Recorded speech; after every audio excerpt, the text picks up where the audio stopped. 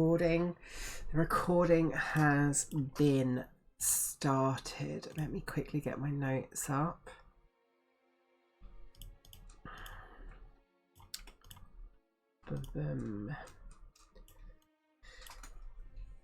So, welcome to my new campaign, Hannah. Session 4 of this new campaign, or whether it is your first session. Yeah, it's been a little while since I've DM'd a more serious campaign, so bear with me whilst I get back into the groove. So, we will begin the story of Solana Drakenrain. And we will begin not quite on Teldori, actually. We will begin on the Isle of Vesra. Get my volume correct. There we go. So, located among the Anam Islands in the Osmit Sea is Vesra, the home of the Water Ashari. Not many come here. It is difficult to reach after all, as it is surrounded by many sharp reefs. Built on top of the water between 3 islands, Vesra is partially submerged, and its inhabitants spend much of their lives standing in shallow water. And that is where we join a Firbolg, who sits on the edge of a platform, her legs dangling into the water, whilst her earthy, thick fur is made heavy by the water. The platform that she sits upon is made of large sandstone tiles beneath a large pavilion-style domed room. It is held up by dividing pillars, each made of white marble, and the entire scene has a very Grecian look to it.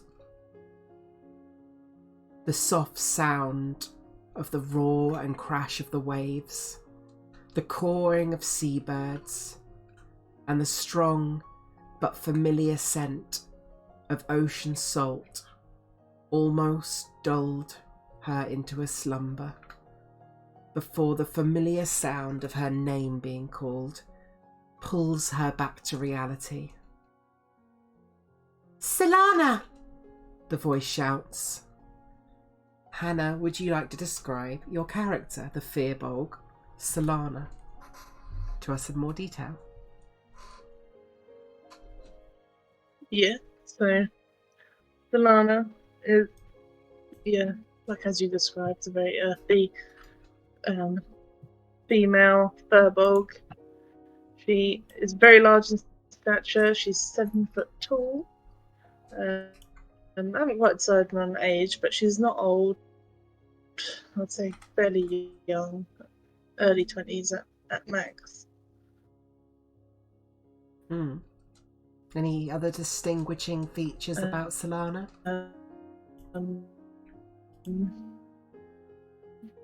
You're lagging quite a lot for me, Hannah. She has... Of course, am I? Can't help it. Tell me when I stop lagging. Oh, you stopped now. Yeah. How about now? Yeah, seems okay now. Yeah.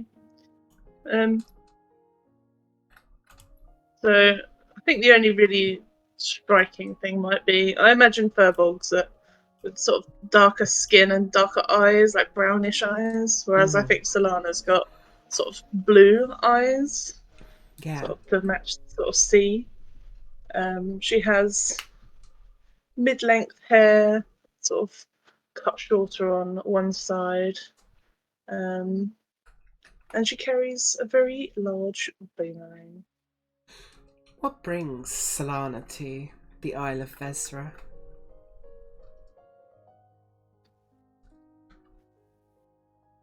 It brings her to the Isle of Ezra. Let me just go and look at my notes. It's okay.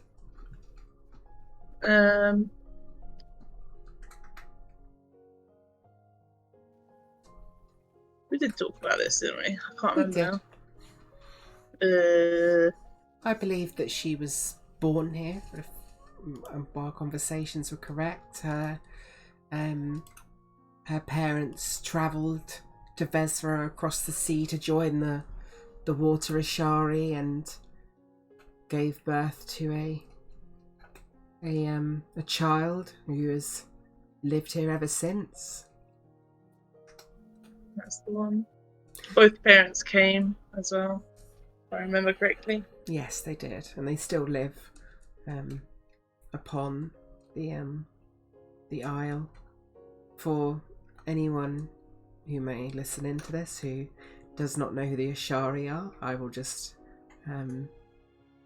quickly elaborate that the Ashari are various groups of druids and other people who guard. Their primary goal is to guard elemental rifts into the world of Exandria. Upon Tal'Dorei itself, there are 4 elemental rifts, guarded each by a different Ashari of different elements. And this is the Water Ashari. Vestra is the home to a place where they guard the elemental rift to the water plane. The Ashari ensure that these planes do not, these rifts do not open so much that they maintain them, essentially.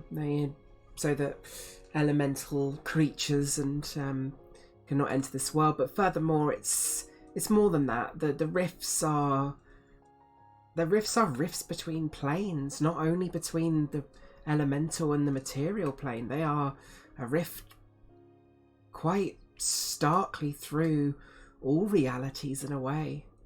They are a bleeding between the worlds. And that's why they are so fiercely protected.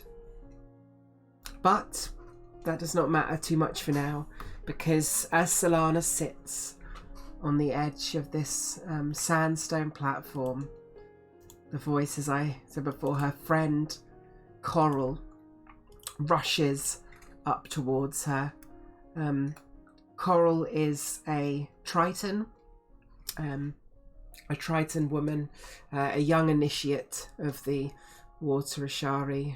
She is one of the I forget what they're called now. I have put it in here somewhere. Wave Riders. The Wave Riders, thank you. She's a Wave Rider who's someone who can transform into usually reef sharks and travel the waters near Vestra. But Coral rushes up to you, and she you can see that she's got a big smile on her face and seems very excited, which is unsurprising considering this is the day that Solana and Coral will depart Vezra for the first time, truly for the first time, to the mainland, to Tal'Dorei. Okay. So she rushes forwards and says, Solana, you look like you were about to fall asleep. Just taking it all in. Before we go. I know, it's a lot. But the journey will be worth it. Are you excited? I'm beyond excited. Do you know how many stories I've read about? I just need to see it now. As do I. We've well, to witness such a grand event, to see Uvenda in action. I can't wait. I can't wait either. Snap. She smiles and says, well, we've got a few hours though. They're all gathering on the shores in a few hours' time, and well, I thought we could take a walk through the market and just see what trouble we might find ourselves in, just like old times. Sounds wonderful. We'll do that. Well, let's go. And she reaches down a hand to you, and you almost pull her over with your strength, and just sighs alone as she helps you to your feet, and she's like, "Oh, you've not got any weaker, I see." Can't get weaker in a place like this. How am I going to catch up with you swimming otherwise? Good point. I think that's the only way you've ever kept up, Solana. Got to keep up somehow. She smiles, and you begin making your way to the market. The reason you're leaving, an important one. As two young initiates of the Water Ashari, you have been welcomed and invited to witness a ritual that will be performed between a coven of Water Ashari and Earth Ashari on the shores of Taldori. Reports have been all across Exandria and have reached to the ears of Vesra in particular. Rifts across the world are opening up to the elemental plane. It's a worrying time. They're not the same as the rift in Vesra or the rift in Zephyra, etc. They're smaller, much smaller, but it's still troubling. News of new rifts being opened up is unheard of. And whilst you make your way through the streets towards the market, chatting away, not only in Coral's mind, but I imagine in the back of Solana's mind, is a tinge of anxiousness, because something that you've been brought up to be part of, to protect and to safeguard your entire life, to know that now there are so many more appearing all over Exandria. The Ashari are stretched thin right now, and yeah, it's a worrying time, but despite that, you can't help but find yourselves excited. Two young initiates are not often welcomed, but you've garnered enough favour through actions throughout Vesra, and acts of goodwill and charity, and just knowing the right people at the right time. You've gathered that goodwill and put it to use, and yourself and Coral, two best friends since childhood, have managed to find a way. And so, as you make your way through to the market, I need you to roll a d6 for me. Okay. 5. A 5. So, as you make your way through the market, Coral gestures to you as you come to a fountain at the centre of the market, and she moves up alongside you and says, "Before we get into any trouble, can we just take it all in, just like we did when we were youngsters, right there on the fountain?"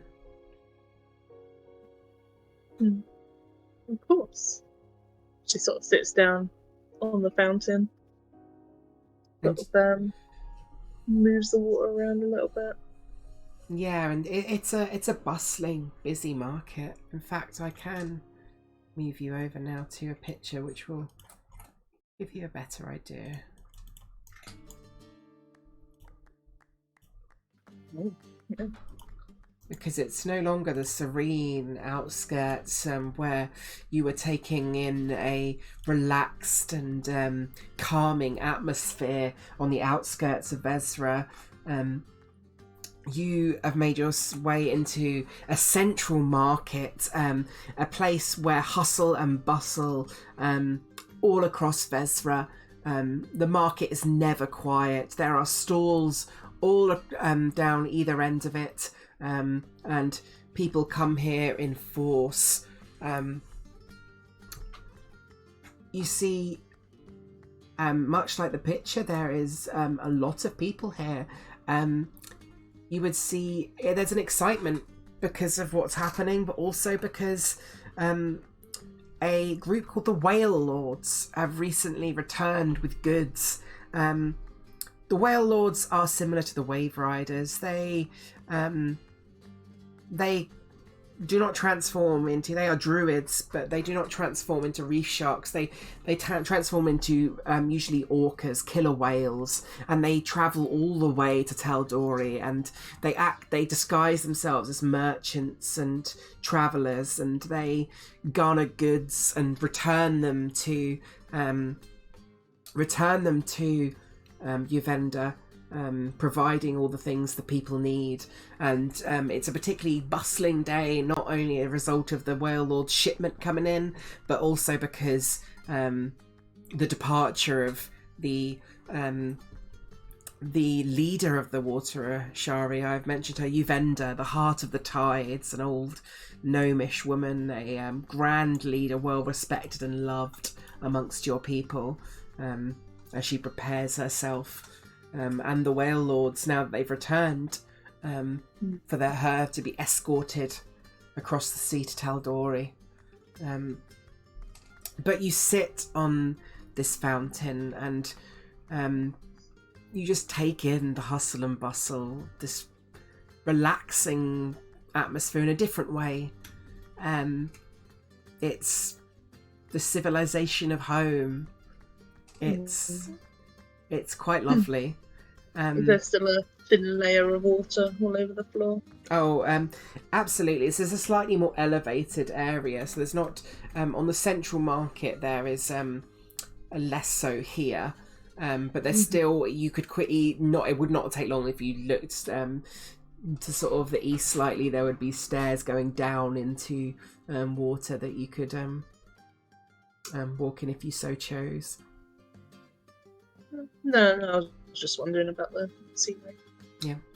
And as you sit here and you take in the atmosphere of the marketplace, you gain a point of inspiration for relaxing here.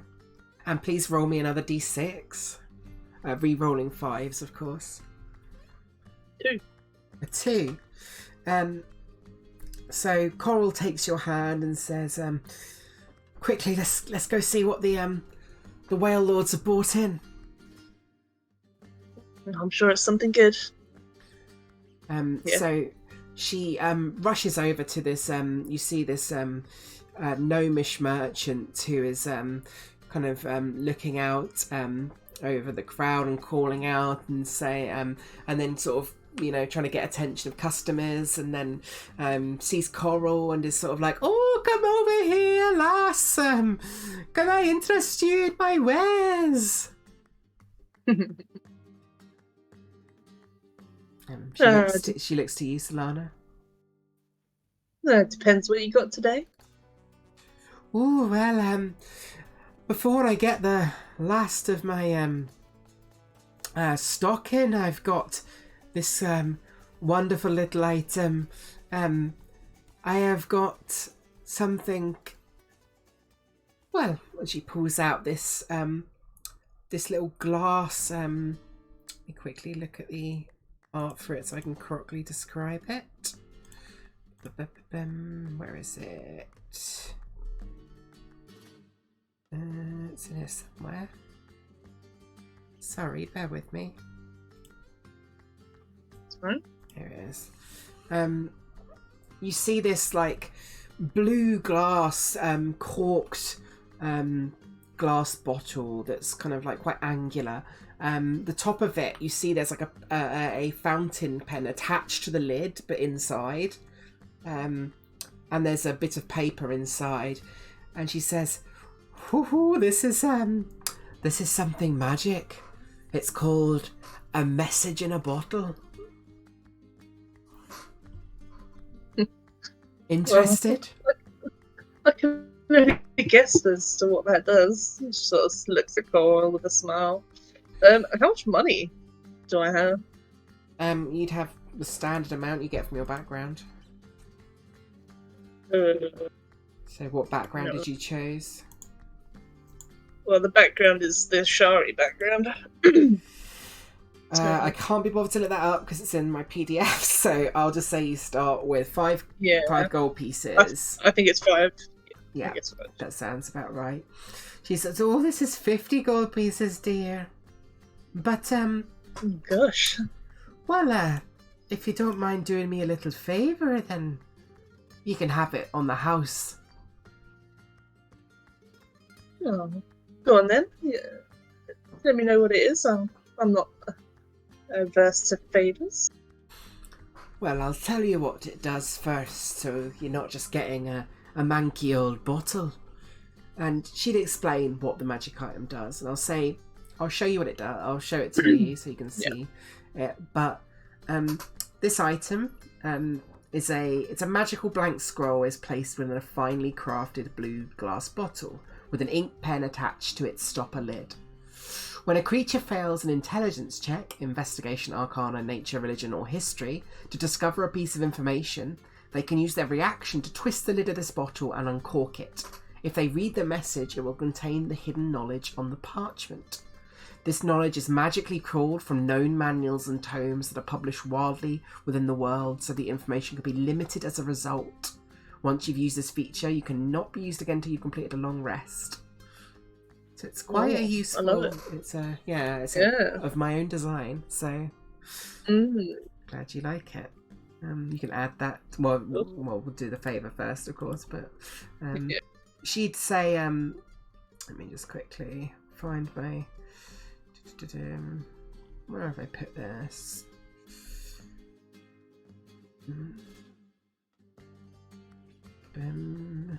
Bear with me, sorry.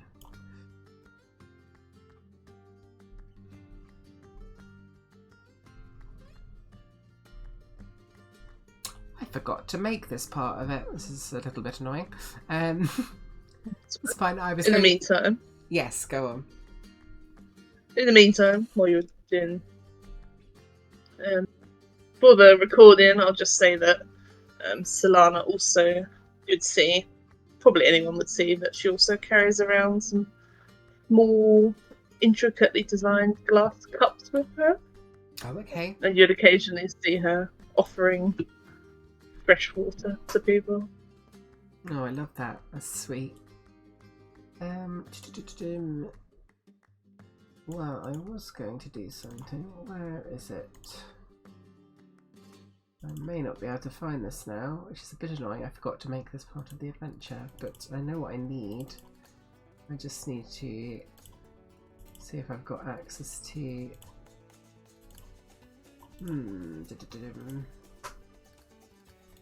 Oh, that's really annoying.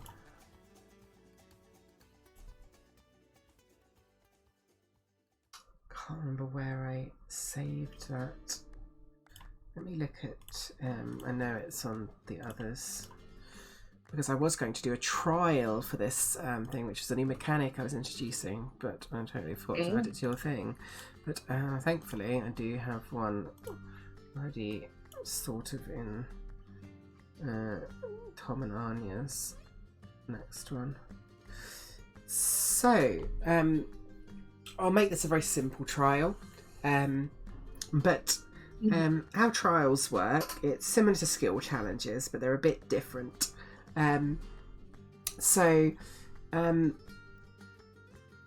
there are usually multiple tasks and multiple failure conditions with trials. I showed you how they worked before, if you remember, but for the sake of the record, well, it was a while ago.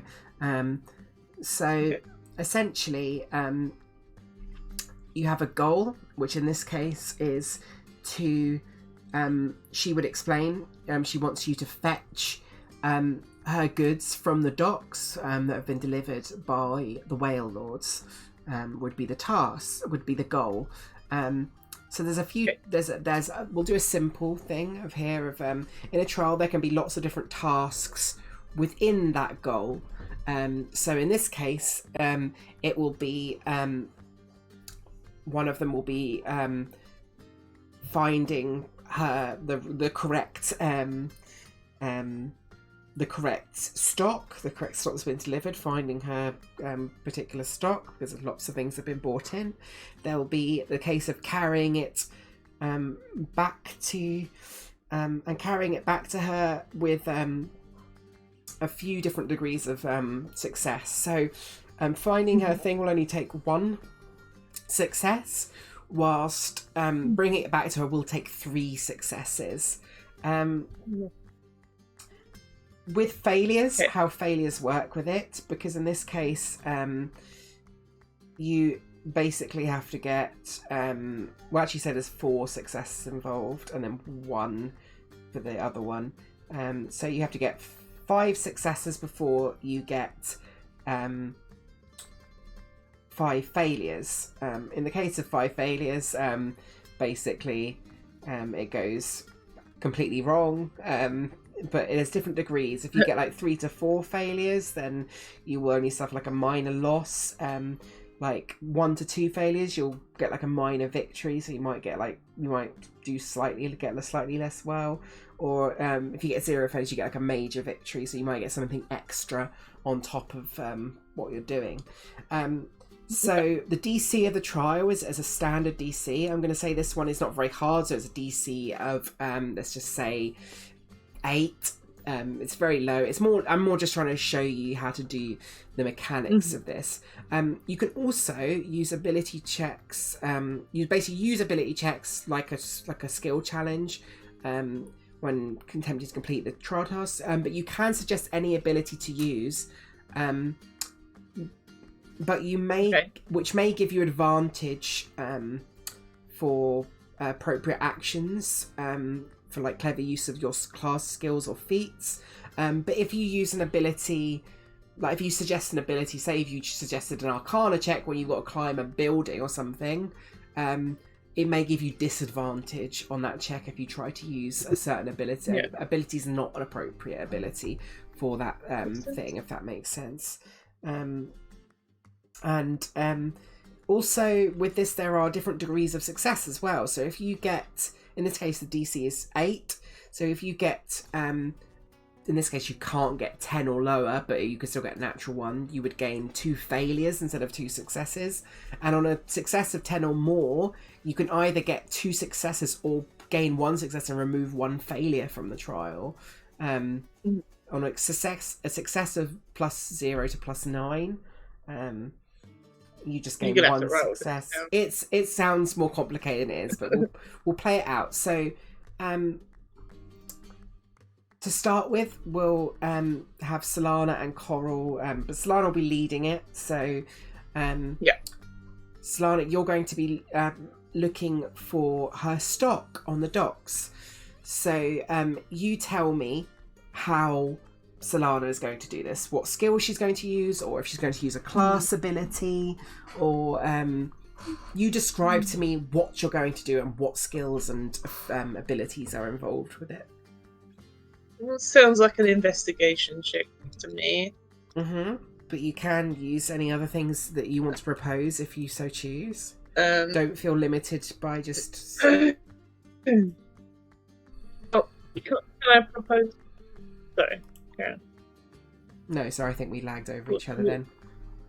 Just don't feel limited to... I was just trying to say, don't feel limited. You pick what you think is cool. Like, what you think's appropriate. Yeah, well, I was just gonna have like maybe an investigation check, but like look for like I don't know if her like the woman's dock has like any symbols on it or any like logos on it that she might find it easier to find. I was just trying to.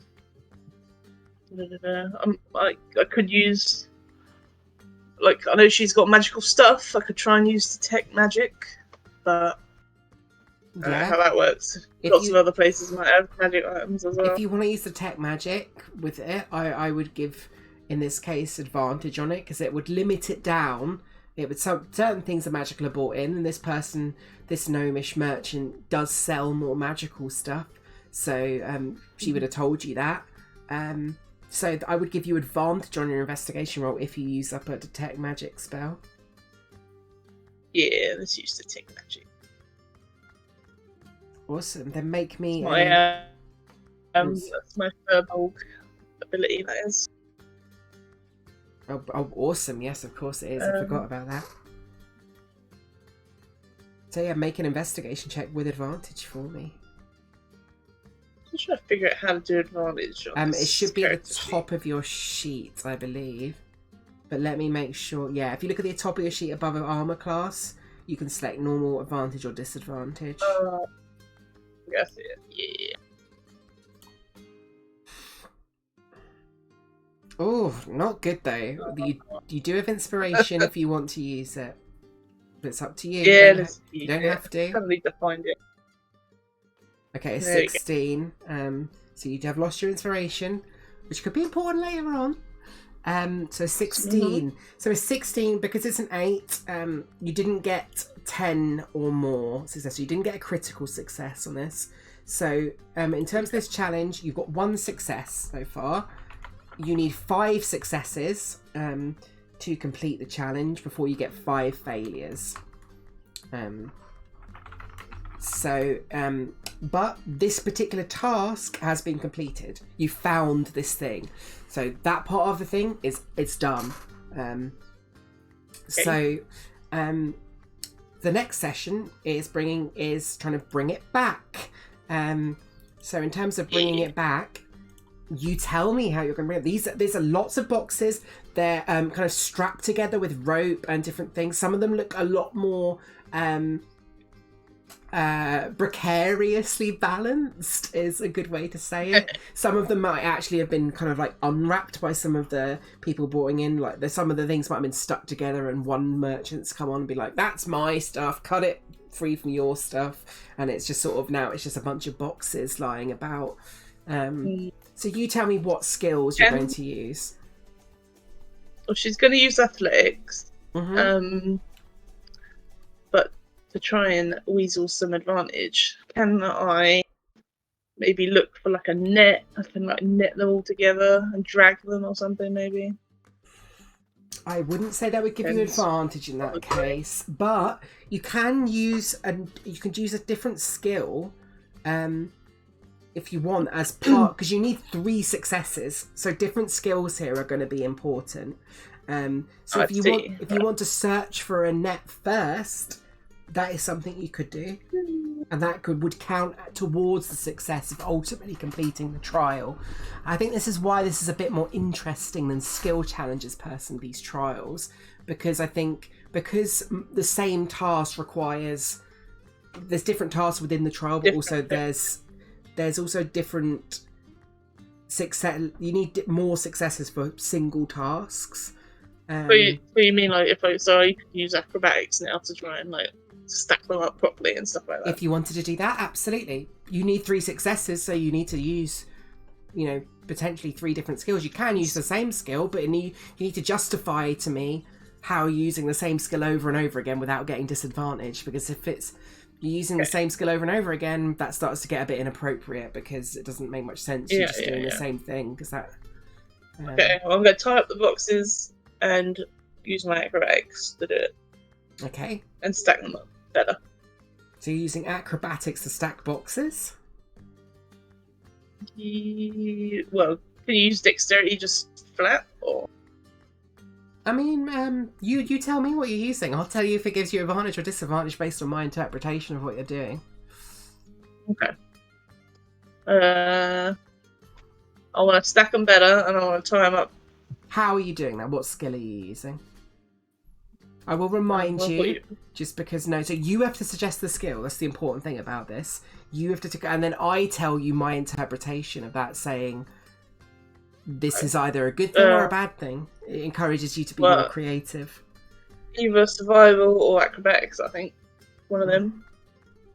Maybe sleight of hand, even. You tell me. Ropes. I will remind you that with skills, they aren't always tied to that ability score. So, for example, a classic one of that is you can use strength or charisma for your intimidation. You can use constitution for intimidation if you choose to. If you want to intimidate a dwarf and you were just like, I'm going to down 3 beers right in front of his face, then you could use your constitution modifier for your intimidation thing if you were proficient in intimidation. Or even if you weren't, if you chose to. Okay, well, what do you think it would be then? Tying boxes together and stack them. You tell me. You tell me. What do you? I'm trying. No, you're doing fine. I'm not trying to put you under pressure. I'm trying to encourage you to be creative. Okay, well, give them 3 suggestions. Yeah, so sleight of hand or survival, any of these things would be if you can say to me how exactly you're doing it with those skills. Well, I mean, I don't know how I can say it different. Just describe to me how Solana does it. She ties boxes together and stacks them good. What do you want? So I'll give you an example of the sort of things I want. So in this case, if I was doing this, I'd say she uses her sleight of hand to tie tighter knots than otherwise she might be able to get on across the boxes, or I might use my investigation to search out rope in the first place. Because do you have rope on you? That's the question. Well, my initial character sheet does. But... Oh, that's good. That's fine. As long as you have it, that's absolutely fine. So in this case, do you want to? Because you suggested sleight of hand, so I won't give you advantage or anything on the roll because you're not using any skills alongside it. But using sleight of hand to tie lots of different knots and tie these boxes up so they're a bit easier to carry makes perfect sense for the type of thing I'm looking for. So if you want to roll a straight sleight of hand check. Yeah. 18. You do pass, and that is a +10, so that is a critical success. So you can either gain 2 successes, or if you had a failure, you could remove 1 failure and gain 1 success. So in this case, you gain 2 successes. So for a total now of 3 successes out of 5 and 0 failures currently. So you've wrapped up the boxes now. Now what are you doing? Now I'm going to try and... What's the sort of terrain like? Is it going to be easy to drag? Does it look smooth? Well, no, because as you well know, it is semi-submerged in water. The docks are elevated platforms of wood, but you yourself are standing in water at this point, and there's lots of stairs around here. The docks are a lot lower than the market, as you can see on sort of this side. If you imagine people are going up and down on the left-hand side of this image, the market is elevated. The docks are not elevated. Okay. I mean, the water's not too much of an issue. It's the stairs. Yeah, the stairs are a bit of an issue. I mean, how many boxes are there? We can just drag them. Oh, there's a lot. One by one. There's a lot. There's probably like 25 boxes. Oh my god! Yeah, it's going to be multiple journeys. Well, I'm pretty strong. So maybe we can try and... I mean, I don't know how much a box weighs. They're varying different weights. Some are as heavy as like 100 pounds, but others are not quite that heavy. That's right, because I can lift 480 pounds. Very nice. You can carry in like 4 boxes at once in a lot of cases. Yeah, I think she's got like... just picks them up, balances them with the rope from before. And however many are stacked together, I think she just like picks them up by the rope and just carries them. Okay, what skill are you using, or And again, balancing. I'll remind you when you're choosing a skill to use, but remember you've got your class abilities, you've got your racial abilities, stuff that might give you Mhm. advantage on the roll that otherwise it normally wouldn't. So don't forget to check. Yeah. Don't forget to check on those because they can be anything. If you suggest it makes sense, I'm gonna go advantage. Well, I've got powerful build, That's which is part of the Furbolg thing. exactly what I was thinking of. I was trying to remind you had that would give you advantage in this case. This is the kind of thing I'm talking about in terms of creativity and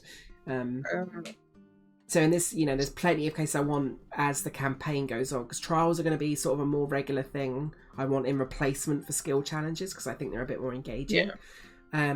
So I want to encourage people to just be able to use all their different class abilities to go advantage on this roll, sort of thing.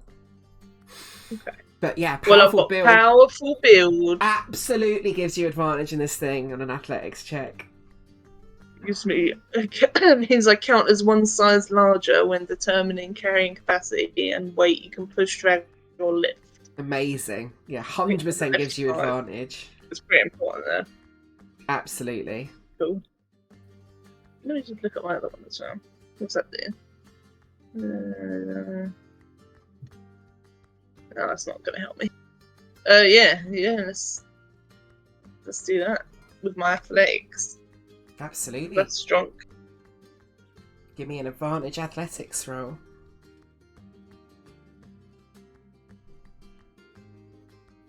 A 20 is a critical success again. So with just 3 things, you've got all the way up to 5 successes, which is what you need, and you've got 0 failures. So what that means is you completed your goal, and in the process of completing your goal, you got 0 failures, which counts as a major victory. So what this usually means is that so it's usually described in the PDF I have as the party escapes with a valuable prize along the way. So you return to this gnome merchant who is very pleased to see you both carrying all these boxes and carrying it in such a manner where you've returned swiftly, but also returned the goods are completely set in place. You've not disturbed the goods at all.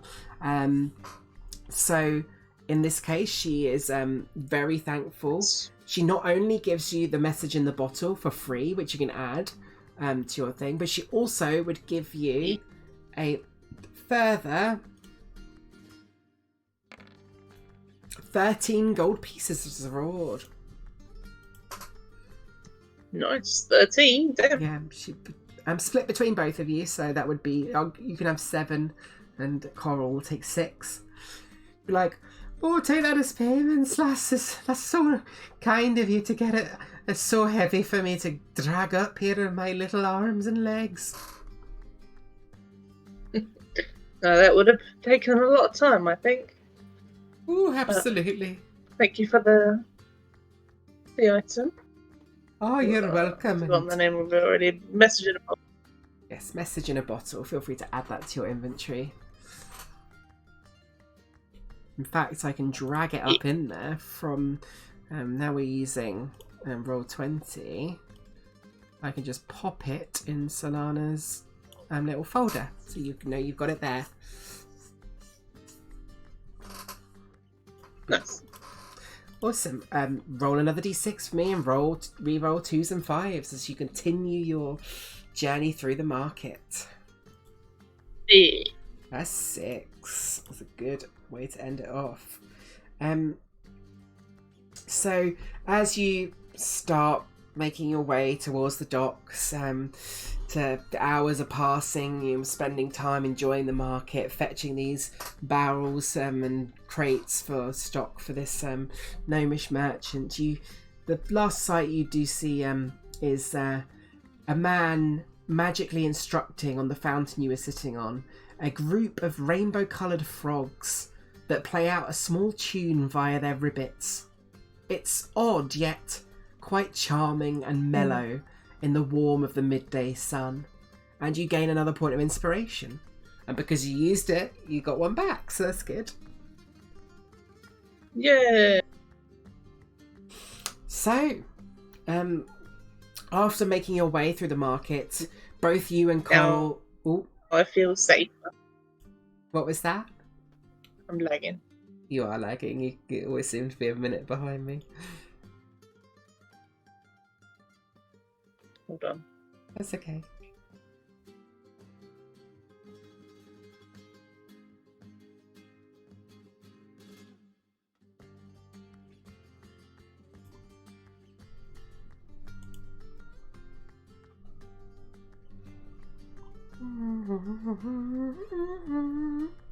We are just waiting on Hannah to rejoin the Discord because she's having internet issues. You're back. I'm back. Oh, I'm still lagging, You but are not as lag- bad, I don't think. Okay. Well, as long as you can hear me. Yeah, I can hear you. Okay, just a little bit of a delay, I think, but it's not too bad. So, after you spend some time in the market, you and Coral begin to stride your way up to the Moon Crescent waterway. The waterway serves as a set of docks for swimmers, wave riders, and even the whale lords. They are a set of giant steps that slowly descend into the water. There's a large gathering here today, though, and many of the townsfolk and Ashari have come to witness the whale lords transport some of the highest members of the Water Ashari, including their leader Uvenda, to the shores of Taldori. Coral grasps your hand tight as she runs forward, pulling you into the crowd and wind, each throwing your hair out behind you as she does. She muscles you through the many, many people crowding around, who let out an audible "whoa" as you see a plume of water shoot out of the back of a mighty blue whale, the preferred form of Uvenda herself, a sight so rare to behold. The tiny old gnome does not often take form among so many spectators, but today is special as the Ashari make their way eastward to the shores of Taldori with the news of troubling rifts ahead. How does Solana react to this? I think she's just in shock and awe, just as everyone else. I don't think she's seen her true form. Well, not true form, but like preferred form either. So definitely taking that in. As you look up at this moment in awe, sort of Coral drags you to the right briefly, and you see a Triton wave rider. He's sort of in his 30s. He's quite muscular, and you see he is speaking with one of the chief whale lords, a man you know to be called Hermano Thetacol. You can see the Triton. He's assuring Hermano that they will be here at any moment before turning towards Coral and yourself with a look of relief and annoyance on his face. You recognise the Triton is a man who recruited you, the Wave Rider, a member of sort of Coral's mentor, a man named Trialco. Trialco says, "See, I told you they'd be here just in time." And he wryly grins and turns as he turns towards both of you and says, "You ready for your journey across the sea?" And Coral smiles. Yeah, I'm sorry, I didn't realise we were late. "Yeah, sorry, we got a little bit caught up at the market." And he says, "Well, you got her in the end, didn't you?" She says, she turns to Hermano Thetaco and says, "Sir, this is the two I was talking about, Coral and Solana Drakenrain." You see the sort of older man, the chief whale lord, turns to you and he bows slightly and says, "It is a fine day, but it is never a good day to say goodbye to home, especially after only getting back here so So recently. And he kind of wistfully takes the moment in as the wind kind of bustles through his short little sort of braided beard.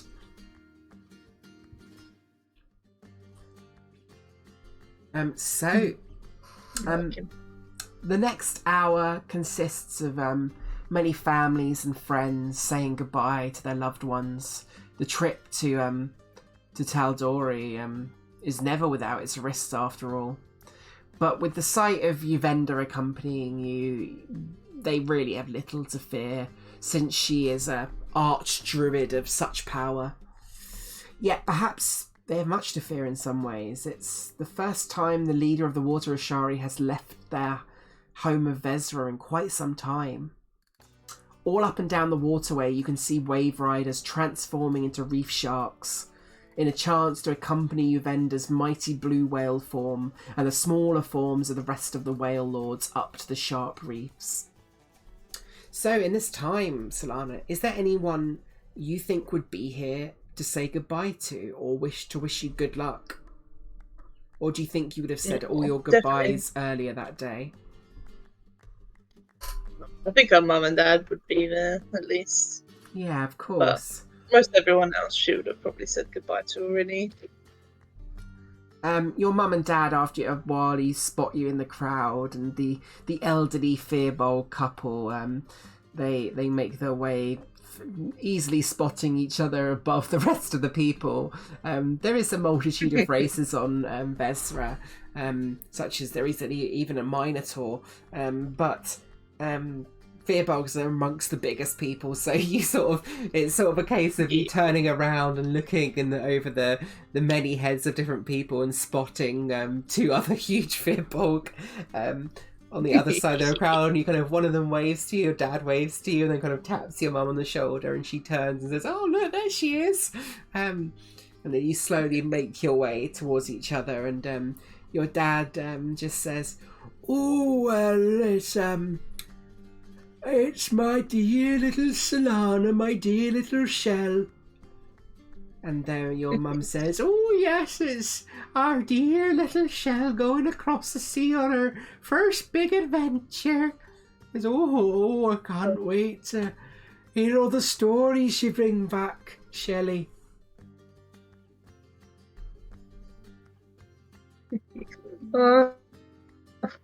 Thanks. I'm going to try and send you as many messages as I can. Back to here. It might be hard though. Oh, well, I'm sure it won't be too long. The whale lords are always return quickly. Oh, yes, that's right. You'll be back in no time, dear. Just enjoy yourself. Not often not often you vendor what's that fucking title? Not often the heart of the tides leaves home. Oh, thanks, Mum. Thanks. No, I won't be too long.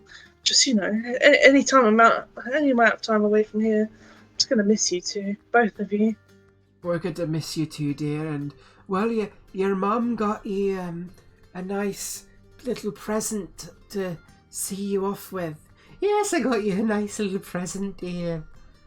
And she hands you a necklace with a shell on the end.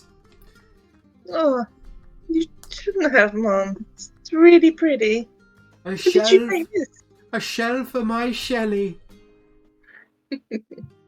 You always did like that nickname for me, Dad. It's the best nickname. It is the best nickname. They both smile, but while he says, your mum says, "Oh, but if you ever get a bit homesick, you put that shell right up to your ear, and you'll be able to hear the sound of the ocean, and also perhaps the sound of your father snoring." "I never snore, dear." And she sort of slaps him slightly on the side, playfully. Yeah, she leans down to her, up or down to her mum. She's like, "Oh no, that's one thing I'm not gonna miss." Just think of me when you're gone, dear, and me dealing with it. You always can use my room for a little while. Oh, excellent point. You hear that, dear? I get my own room. He says, "I won't be able to sleep without you." Could sneak off in the night, Ma. She gives you a big wink, and they both hug you and kiss you and wish you luck and farewell. And What was the god that they all believe in? I can't remember. Was it the moon one? The Moon Weaver, yes, Sehanine.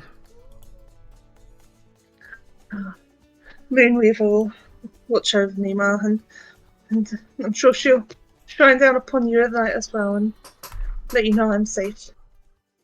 Absolutely, dear, and she'll make yours. She'll make sure you're safe as well. So, Yeah.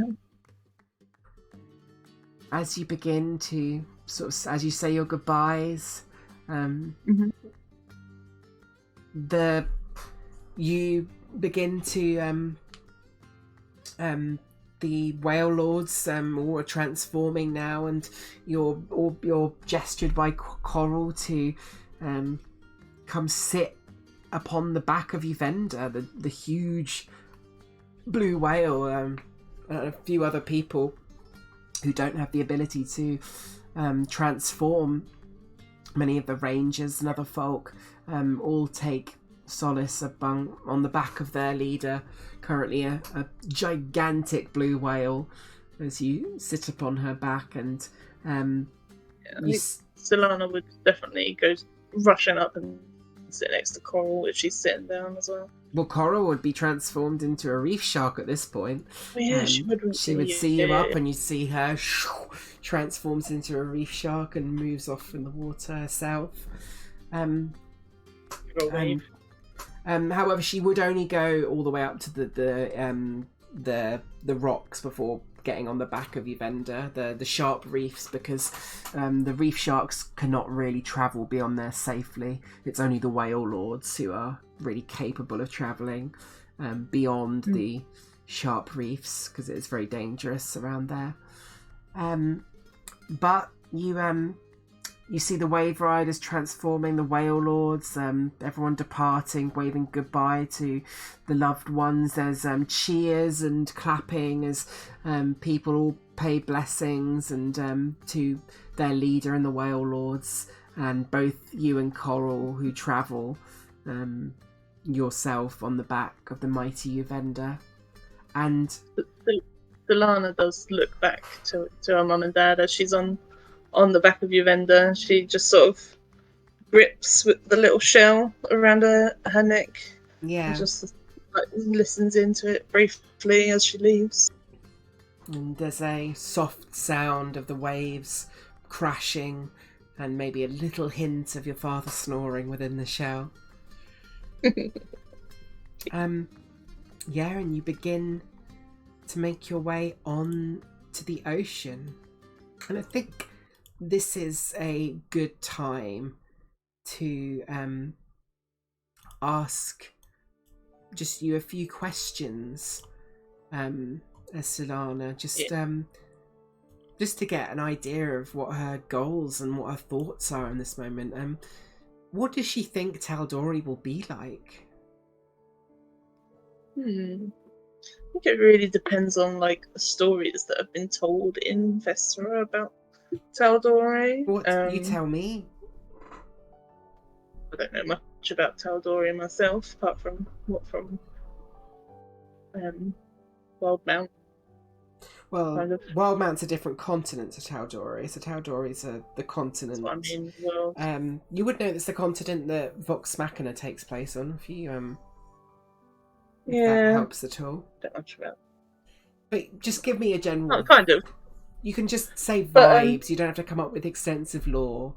It's just no. I did watch the video thing as well, but that was a while ago. Yeah. I think she's been told about the fact that there's a lot of vegetation around. She's been told about the other elemental parts of the Ashari, so she imagines more. She knows what they do sort of with the elements, so I think she imagines them being more of a bigger part than they actually are. Yeah, of definitely. probably of Tal'Dorei, because she hears about them a lot. She talks about them a lot, probably, like, oh, what the fire Ashari are up to right now, sort of thing. Mm-hmm. I wonder how life would be different being warm all the time as opposed to around water, sort of thing. Absolutely. Um, but in her mind, the Ashari are like massive. They're really big in Tal'Dorei.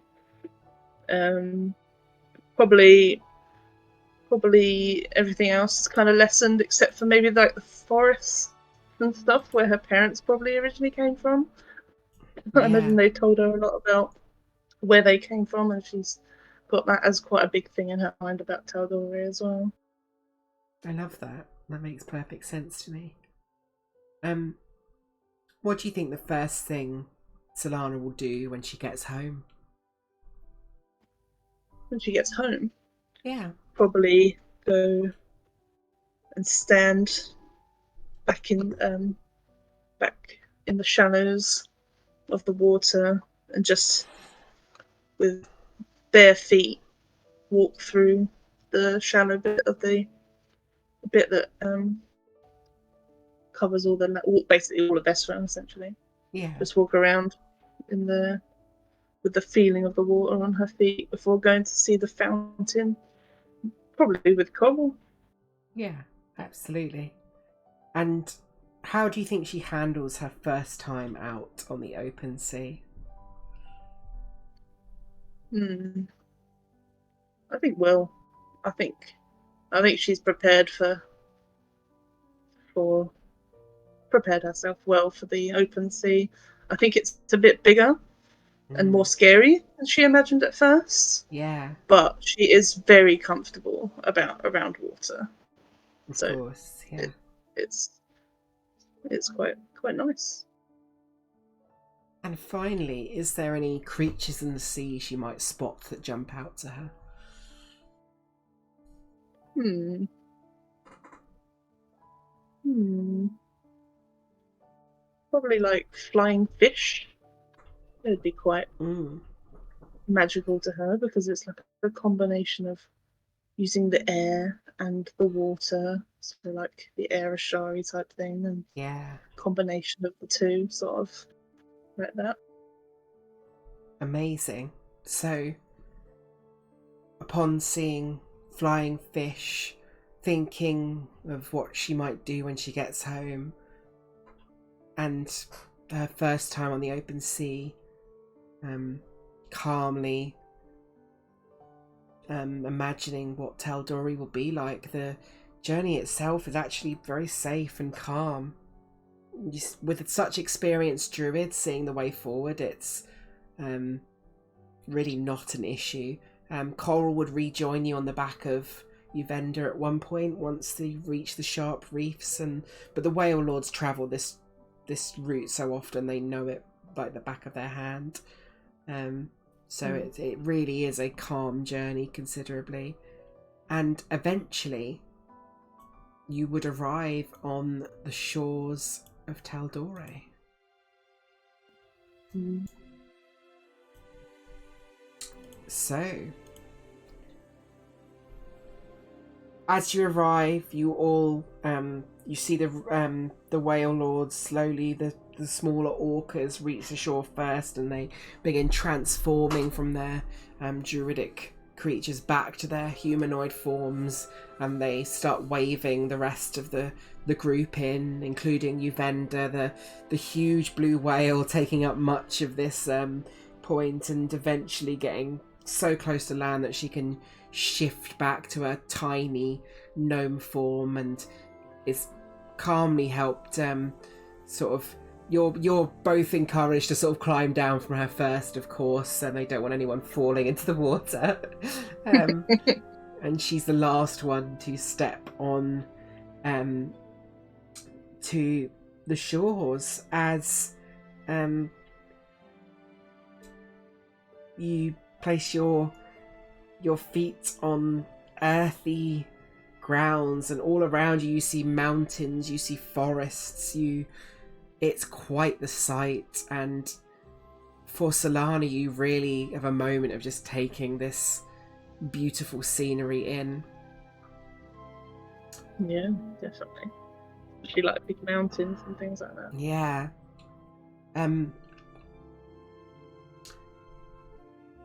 So there is a river heading up through the connection to the sea, and now on foot, the Ashari, the water Ashari, will travel upriver to meet with the tribe of the Earth Ashari.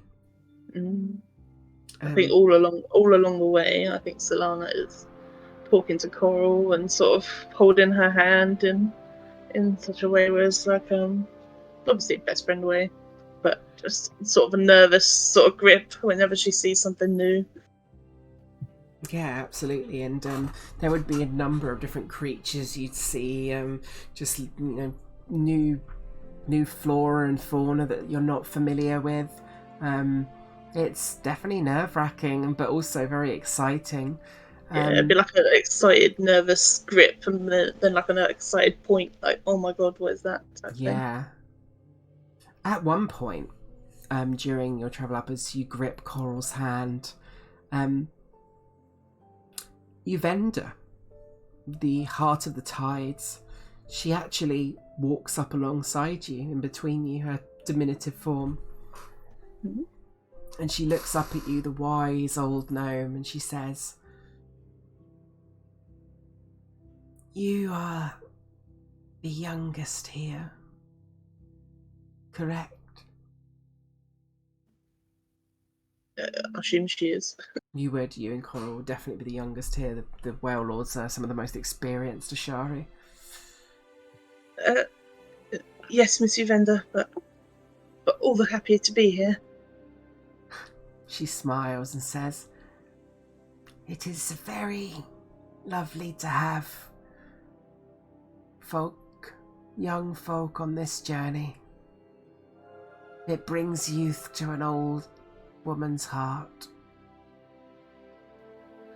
I couldn't thank you enough for letting us come. I mean, we've barely even gotten anywhere, and it's already magnificent. She nods, and then her smile slowly goes to a more stern expression. And she says, "Girls, what lies ahead is very dangerous. If anything bad were to happen, then I want you both to know that you should head for the town of Byrodon. The Lord Mayor there is a good man, and he will help you." And she smiles and then kind of just speeds ahead of you suddenly with a much quicker speed than you expected. Solana's about to reply, just with her hand, just read she's gone. That was that was quite, I don't know, doomsayery. It's a little bit ominous. Yeah, very ominous. I think we'll be fine. We've got Uvenda. She's the leader of the festival, so we'll be fine. Exactly. This is so unbelievable. Look how tall these trees are. I've read about them, but it's not really the same seeing them in person. The air is so much, I don't know, it's less salty. Less salty? Yeah. Yeah. I was thinking that too. Certainly hit me when we hit the shore. So, Trees are amazing, though. Yeah. They really are. And so, hand in hand, you take your journey upriver. And eventually, both tribes of Ashari come together and share a humble and friendly introduction. You see Uvenda is greeted by a elderly man, maybe in his, looks like a late sort of 60s, a human, and just from his appearance alone you recognise him just from his description. You know him to be Patisse, the heart of the mountain. the leader of the Earth Ashari, the equivalent of Uvenda to your clan. And you see numerous other folk move out of the woods, and you see Patisse and Uvenda both move up, and they bow to each other, and then Patisse takes one knee, and then they come in for a big hug towards each other. You can tell there's a lot of love between them.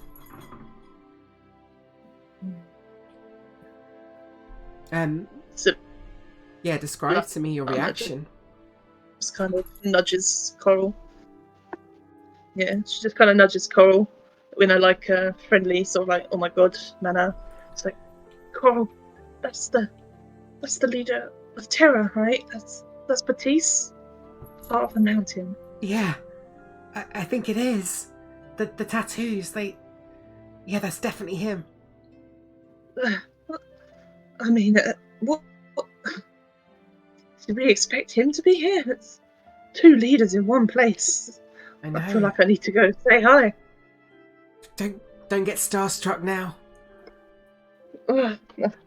Don't make a fool of yourself, Solana. We've got to maintain a posture of like we fit in. Right. Posture. She sort of stands herself back up straight. Keep composure. Yeah. Composure. Yeah, that's the word. And she sort of like grips her boomerang with one hand to just try it as like a hand clincher type thing. You see, as you're like you're both kind of like hand in hand, and you're kind of both kind of like talking to each other without looking at each other, kind of like in the side of your mouth, kind of thing. Like, oh my god, that's Patisse! Like 2 schoolgirls who spotted One Direction for the first time. You see a bearded Fearbolg man, sort of amongst the Earth Ashari, steps forwards, and he moves up and he says, I did not expect to see another Fearbolg amongst the Water Ashari. She sort of nods. We're not really common in the Water Ashari, but my parents found a sort of calling towards Vestra, and now it's our home. He nods and he says, my name is Tuvesk. Nice to meet you, Tuvesk. She sort of pulls out a cup and magically, with her Ashari water powers, fills it with water. Just fresh water. Yeah. Do you like it warm, or would you like it cold? Cold, just please. Hand him a glass of water with ice. He begins to sip it, and he's like, and sort of starts gulping it down faster. As you can tell, he's quite enjoying it, and he just says, "How delicious! I've never had such a delicious beverage before. May I travel with you?" Oh, of course. She sort of like shuffles over to the side to make room next to Coral. Yeah. And he walks alongside you, and as you make your way up the river, he sort of asks you lots of questions about the Vesra and what it's like living there as a Fearbolg, and if there's any other Fearbolg there, and 100%. She is asking him a million questions as well. Yeah. She's especially curious as to, so she can make the water as a part of the Ashari thing, but Terra, they can create little rocks. Yeah, and he would show you that 100%. Yeah. And in fact, in turn for you giving the glass of water, he would give you this little like sort of totem that you'd sort of summon from his out of like a rock, like a sort of a weirdly shaped rock. kind of totem, Ooh. and he'd give you to that as a gift. That's really cute. I will say, in the description, it does say it turns to dust after 1 minute, but we can ignore that bit. That's shit. Yeah, no, that's, I'm not gonna, bugger that. Yeah. That's, Yeah. as long as it's not too ridiculous, then I don't think No, there's any problem with it. You can't make a rock bigger than a coin. So. No, it's very small. It's just a fit in the palm of your hand sort of thing. Yeah, she definitely takes that. I've never received anything from an Earth Ashari before. It's my first time. Thank you. You are most welcome. She sort of nudges Coral and like whispers, "I got a prop from Earth Ashari." Yeah, and she's kind of like nudging you back, and it's all very exciting. Eventually, the two parties, the Earth and Water Ashari, travel up the river together as more forces join from the Earth Ashari along the way. Eventually, you arrive at the site you intended to arrive upon. There is an opening in the trees that opens to a large opening with a pool of water, a small pond. At the edge of the pond on the far side, you see there's surrounding this sort of small opening, this grove almost, is lots of different Earth Ashari sort of guarding this place. And across the pond, you see that there is a rift still presently open. Uvenda and Batiste gather everyone around, and you all come to sit almost like school children on the floor as Uvenda and Batiste sort of tower above you, or in your case definitely not Uvenda. But Batiste begins to speak, and he says, "It is a good day that brothers, sisters, and nibblings all gather, water and earth." And he kind of claps his palms together and he says, "Palm in palm. The reason we both here."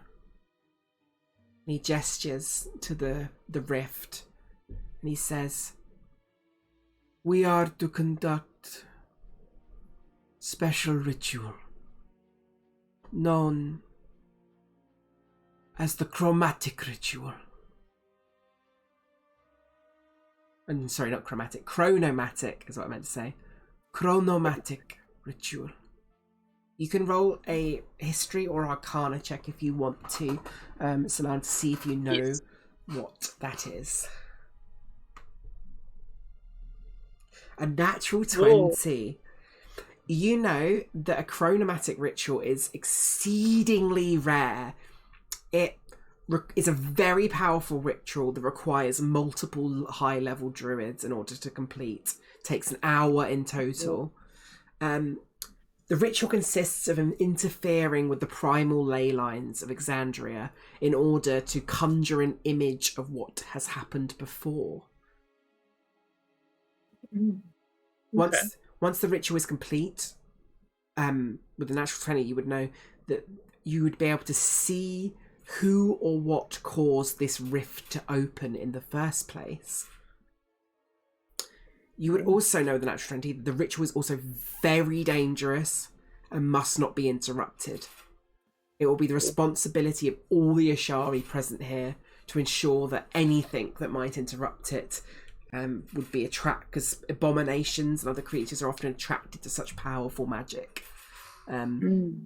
So Batiste would begin explaining this to people who don't know, but you've read about this. You know about the chronomatic ritual, and I imagine probably a sense of dread washes over you. As Coral, not such an important thingy, yeah, Coral, not knowing what it is, kind of looks at you and kind of fearfully as Batiste explains what it consists of. he would say, as he sort of gets into the responsibility each of you had, he would say, each group of water and earth will head out, gather small groups, dispatch any dangerous creatures within the vicinity before ritual commences. Is this understood? You see all the Earth Ashari, they put a fist to their chest and nod. And then Yuvenda kind of speaks up and says, Patisse is right. We must assure any abominations, any creatures that might be attracted to such magic, are dealt with before the ritual commences. My water Ashari, do you all understand this? You see Coral like crosses her arms over, almost like the Wakanda kind of thing, and then bows as everyone around you, including you, I'd imagine, would bow to her. And you can gain a level. You're level 2. Oh shit! Nice. Level 2. Feel free to level yourself up. I'm doing it. As you're leveling up, you'd see lots of the Earth Ashari are kind of, this is their home turf. They start teaming up with the Water Ashari and the directing, and Tuvesk sort of takes an interest immediately and starts directing you and Coral to like a direction bearing northeast. They are asked to head out no further than an hour because it is dangerous in the jungles, but you need to clear out anything within that sort of within that range, to be honest. Yeah. She'd go out. She's going out with Coral and maybe the other Shari guy.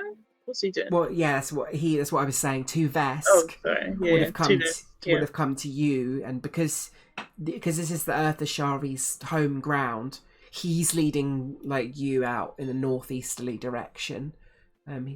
Since he took an interest, he's helping you. Yeah. Let me know when you're leveled up, and we'll continue. Yeah, 1 second. I feel like Absorb Elements is a pretty good spell for absolutely me. Your ways. It feels bad not taking Hunter's Mark as a ranger, but it's a whole spell shot. It is. You do get favoured foe. True, yeah, favoured foe.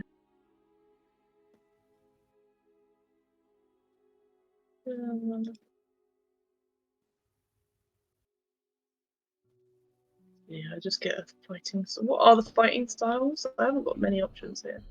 I don't think rangers get that many fighting styles, but I said you could have the I think it was the protection one. Fighting style. I think that we agreed that you wanted that one, didn't we? We spoke about this, and I said it was fine for you to take it. I can't remember what it was even. Protection. Let me just quickly look it up. Bear with me, because it's honestly, it's fucking shit trying to find this stuff online. Fighting styles. Protection. When a creature you can see attacks a target other than you within 5 feet, you can use your reaction to impose disadvantage on the attack roll. You must be holding a shield usually, but we agreed that your boomerang would count as a shield in this particular thing. Oh yeah. Because you can swing it up in the other way and block. It's either that or defense, which just gives me you +1 bonus to your AC. +1 generally. But I think that's a bit boring, personally. Yeah, which my AC is pretty crap. It's boring. It's really boring. Yeah. Oh, yeah. We'll do the protection thing then. I think it's more interesting. Okay. Do you want me to copy and paste it in for you? Yeah, copy and paste it for me. Okay. Bear with me. I've got to add some spells quickly as well.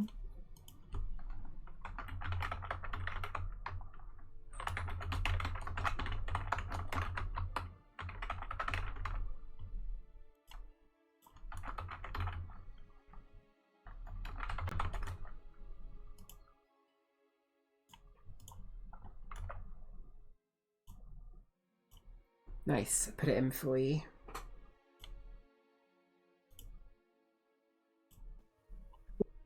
Just one sec.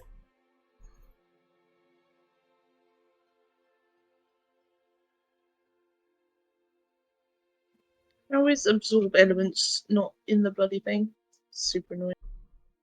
Is it not in the compendium? I might No. not have enabled it. Yeah, I haven't enabled it properly. I'll do it for you. Because I have it. There you go. I've put it in for you. There's a setting where I can change that, sorry. But I'll do it another time. Okay. That was all. Just the spells and the feature. Fighting style.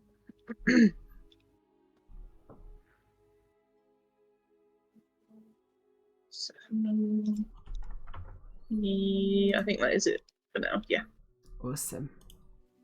So, the three of you begin journeying through the jungle for about an hour and setting up patrols. You can either make a perception or survival check here with advantage.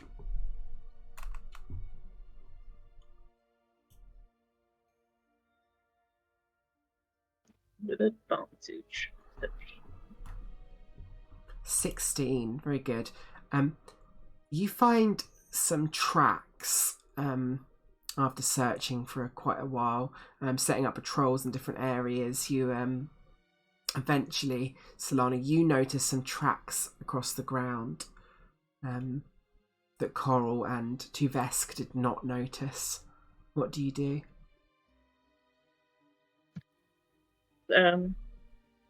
What tracks do they look like? Is it small? Are they big? They're quite big. Roll a nature check if you want.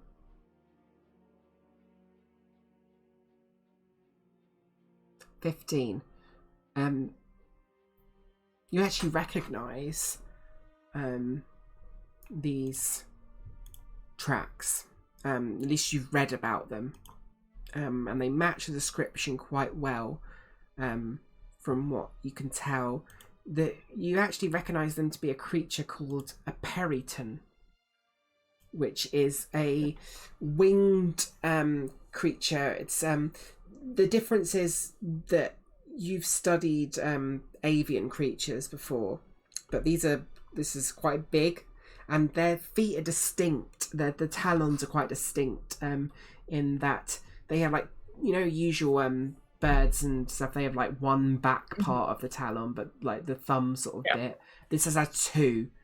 And it's quite distinct because of that, and because that's the reason that you realise that it is a periton you are dealing with here. You know that the 15, you know that they feed on humanoids, and they are known for ripping out their prey's heart in order to fulfill its reproductive cycle. Its prey's hearts are involved with it giving birth. Ooh, yeah, should go point that out then. Yeah, Tuvesk and Coral look both very concerned, but Tuvesk says, "We must deal with such a creature before the ritual can commence." I agree. You think we can do it alone? He nods. And then Coral says, "We've got this." Yeah. Yeah, we got this. Maybe we should. It kind of goes this way. Maybe we should follow them and, I don't know, be quiet. Yeah, I think so. Okay, so you slowly start following the tracks. Make a stealth check with advantage for me.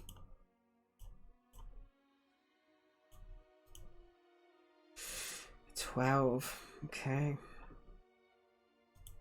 So you do begin moving up following these tracks. I'm going to move you to this map. Please place your tokens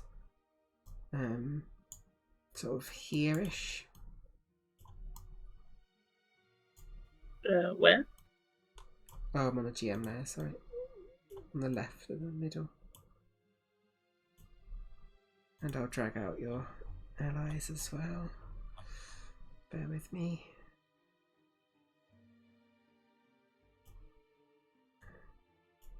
Tuvesk and Coral. However, you are not stealthy enough. As you come to the end of the tracks, you see a Periton that's feeding on its prey, and you see it pull a heart out of this small goblinoid figure, sort of, and then it sort of turns around at you and lets out this huge screeching sound. Can you please all roll initiative for me? Yes. Let's put some combat music on, shall we? Do I know what Cole's capabilities are? She's a druid, I assume. She is a druid. I will reveal her character sheet to you so you can control her. Let me just quickly get is this one actually? Yeah. Right, let me quickly reveal the character sheets to you. Named NPCs, Earth Sherry's at 2 vests.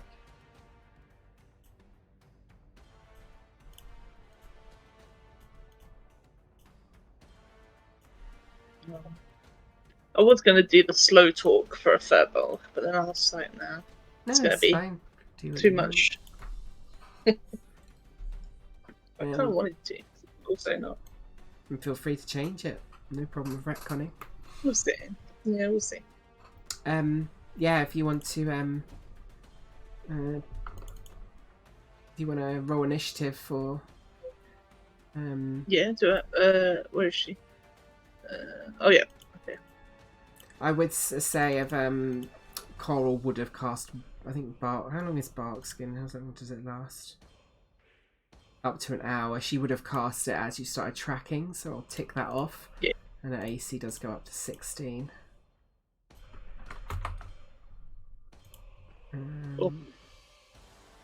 Roll there. How long does Longstrider? She would have cast Longstrider on you as well. Oh, nice. So that goes down by 1 already. And does Tuvesk know anything as well?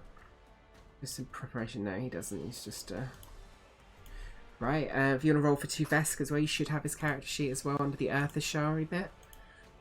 Yeah. Gonna roll initiative for him because you're going to control all these guys in combat.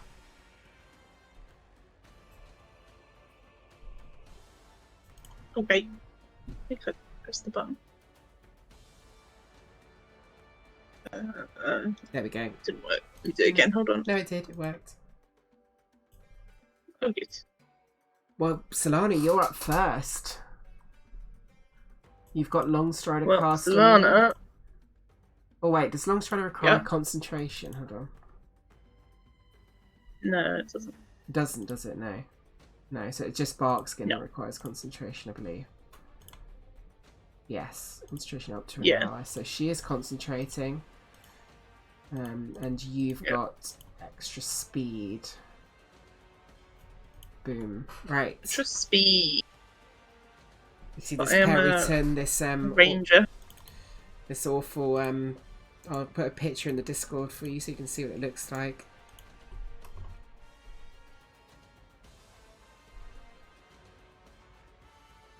Lets out this horrible sound, and it's got, you know, awful teeth in its beak. It's gross. It's disgusting. I don't know. It kind of looks really cool, to be honest. Oh, fair. I think it looks gross. I don't like birds that have teeth. I think it looks really cool. But yeah.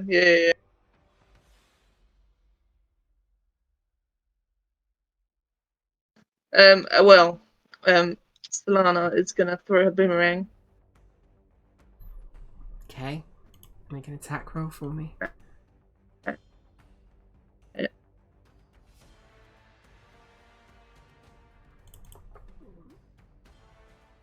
Hanging out. I pressed it. She'll move forward as well. Natural 20 on the first hit. Yeah. Maximize that damage. That's good. So that would be 12 plus 3 is 15 plus 8 is 23 points of damage. Holy shit. Smack this Periton with your boomerang. Smashes it, and I think it's almost stunned from the blow alone. It's kind of stumbling, and then it kind of steadies itself and then charges towards you. Yep. She's got 60 things, right? It's going to make one gore attack against you. Oh, yep. Was it moving 30 feet? It was not moving 30 feet, and it didn't. It wouldn't have done that because it's sort of done this in a. Ooh, a 19 does hit. Does indeed. Dealing 10 piercing damage on the first. Oof. And the second is Talons, which is 22 to hit. For another 10 piercing damage. Down already. Damn. Also, it would not be that much damage. You did notice this was sort of resistant to the damage as well. To your damage, I just realised. So it was, how much is it in total? It was 23, so it'd be half to 12, let's say. No, it would be 11 technically, so hold on.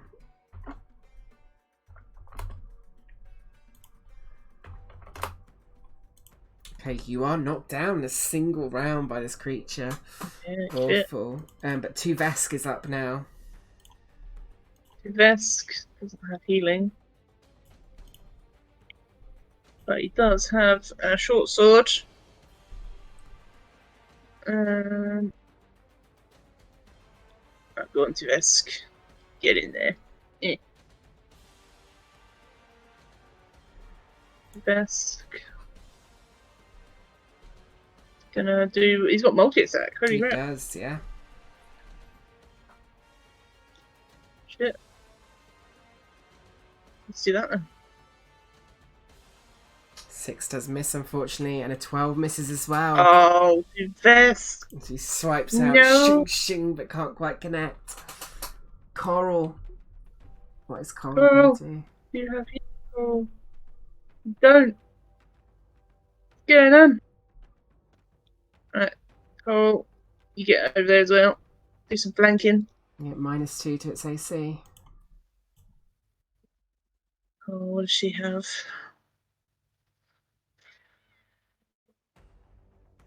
She might actually stand in my space for a second. And do a thunder wave, maybe. It would hit Tuvesk as well. Would it? Can I not aim it away? You could stand down here. Technically, no. Because it comes in a thing before you.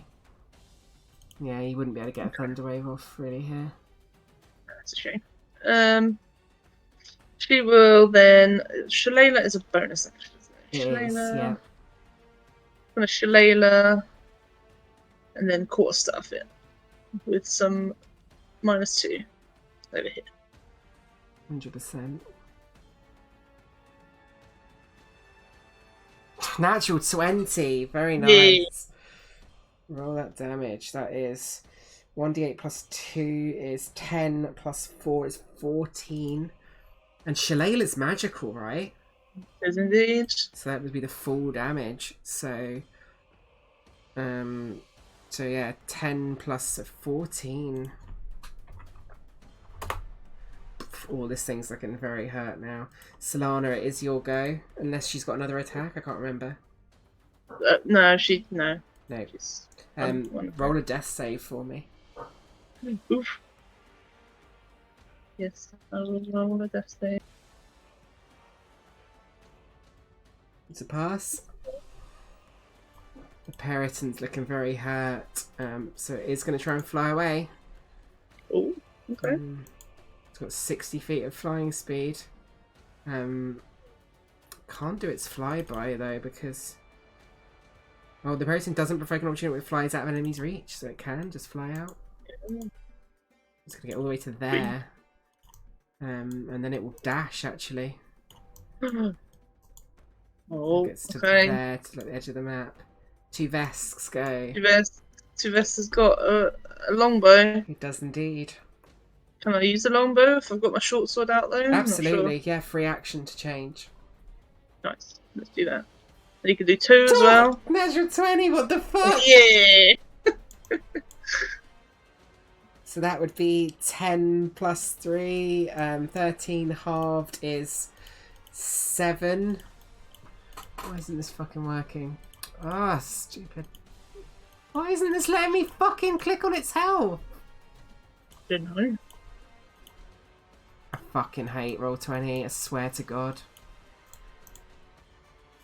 Sorry, I'm just gonna fix this. Don't understand why this is not. It's just not letting me. It's just not letting me click on its health randomly. Well, how much has it got left? Well, it's got 1 HP left. Okay, well, there we know. I just want to point out that the damage it did on me was like exactly my health. I know. 20 damage. It is Coral's go. It's on 1 HP. Coral has got produce 30 feet though. 30 feet. What did you get? What the fuck? I can't even change it when I click in. It's so annoying. Okay. There we go. Coral does have. No, she doesn't.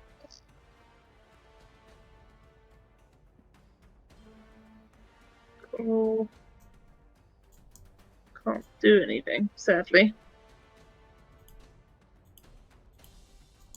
Yeah, Coral can't do anything. She can try and stabilize me though. Yeah. Do a medicine check. Not enough, unfortunately. The Periton's going to keep running, but Tuveska's still in range for 2 more shots. Okay. At 150 feet to dash 600 feet, I think, is disadvantage. Yeah, so he'd still had normal shots for this one. The next round it'll be 13 and a 14 hit, so... and he takes down the Periton. Again, which for some reason I can't even change, so I'm just going to delete it. Yeah. Stabilize me, people. Yeah, death saving for what it's Coral's go. Yeah. Well, I mean, I had another go first. So. Yeah, you did need to do another death save.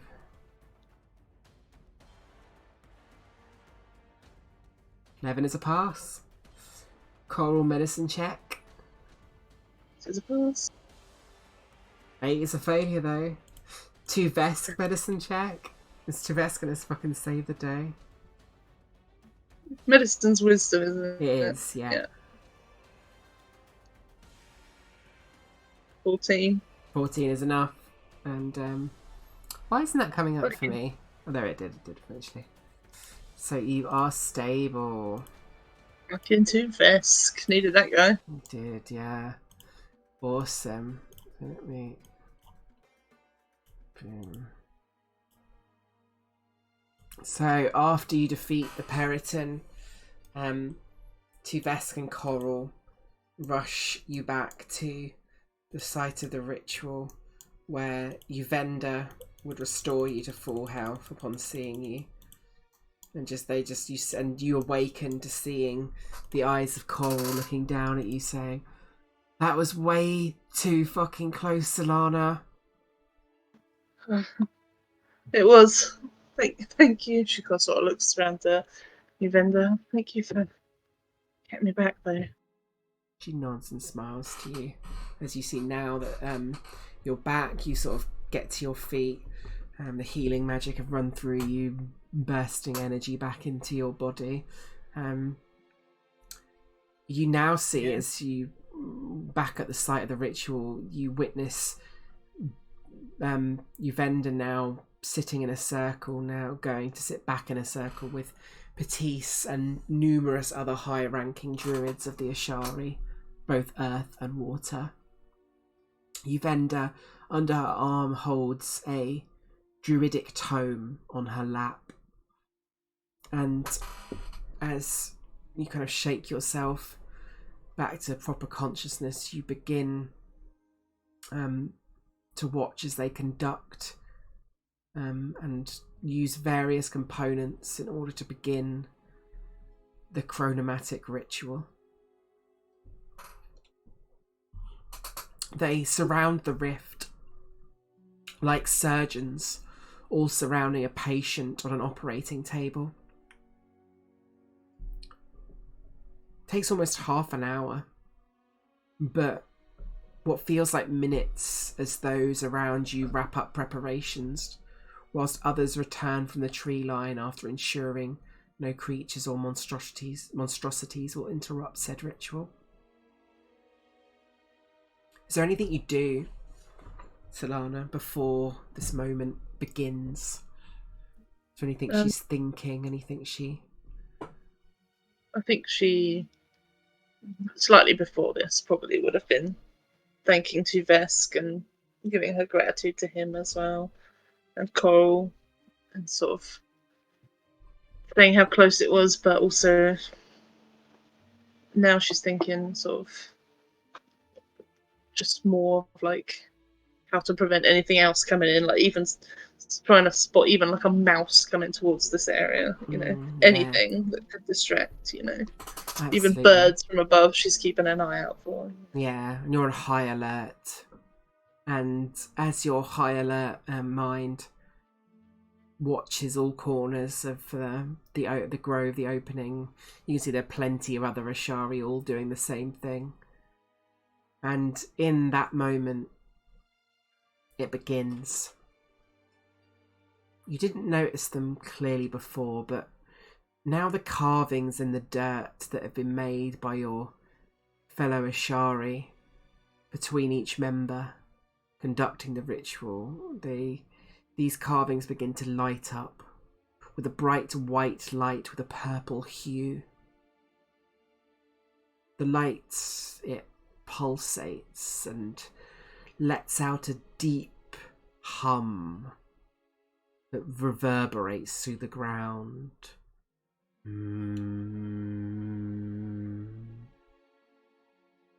The air falls still, and all noise in the area around you grows quiet. The ritual has begun. Time itself begins to warp around you. The ley lines of Exandria being manipulated. Your perception of reality changing before your very eyes, Solana. You've never seen anything like this. The Archdruids reach with this powerful magic into the past and create an image of what has been. If there would be a time to take notes, this would be the time, Hannah, just so you know. Okay, hold on. Because this part might be important for the rest of the campaign. Can you make me a little note thing? Absolutely.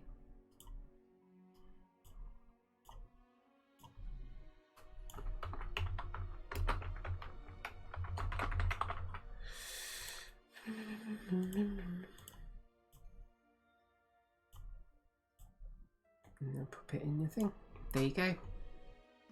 Thanks. Tell me when you're ready. I'm ready. Before you see the clear image of 5 individuals. The first is a tall, angular, and muscular hobgoblin male. The second is an older female tiefling, red-skinned, with white curls that go down her back.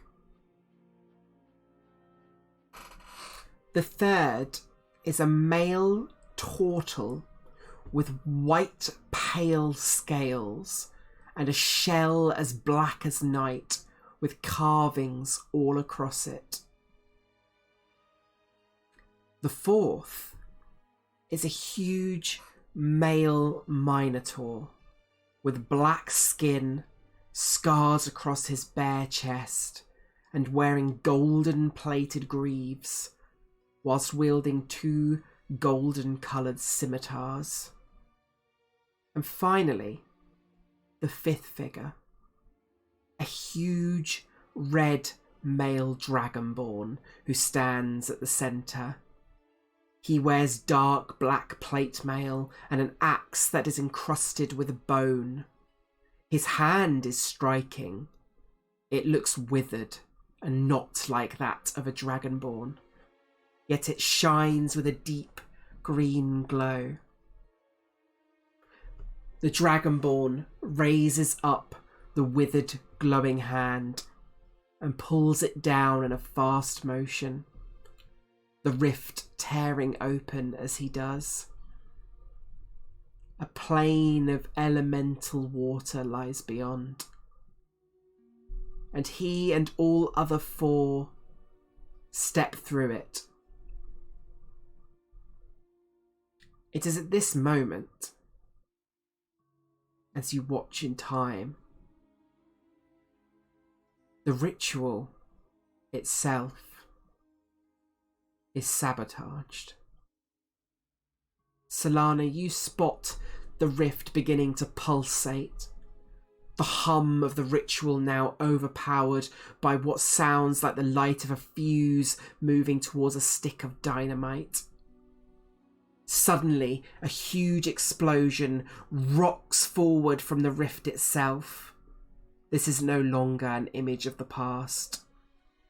Hundreds of elemental creatures pour forth from the rift, some bearing the form of draconic creatures, draconic elementals.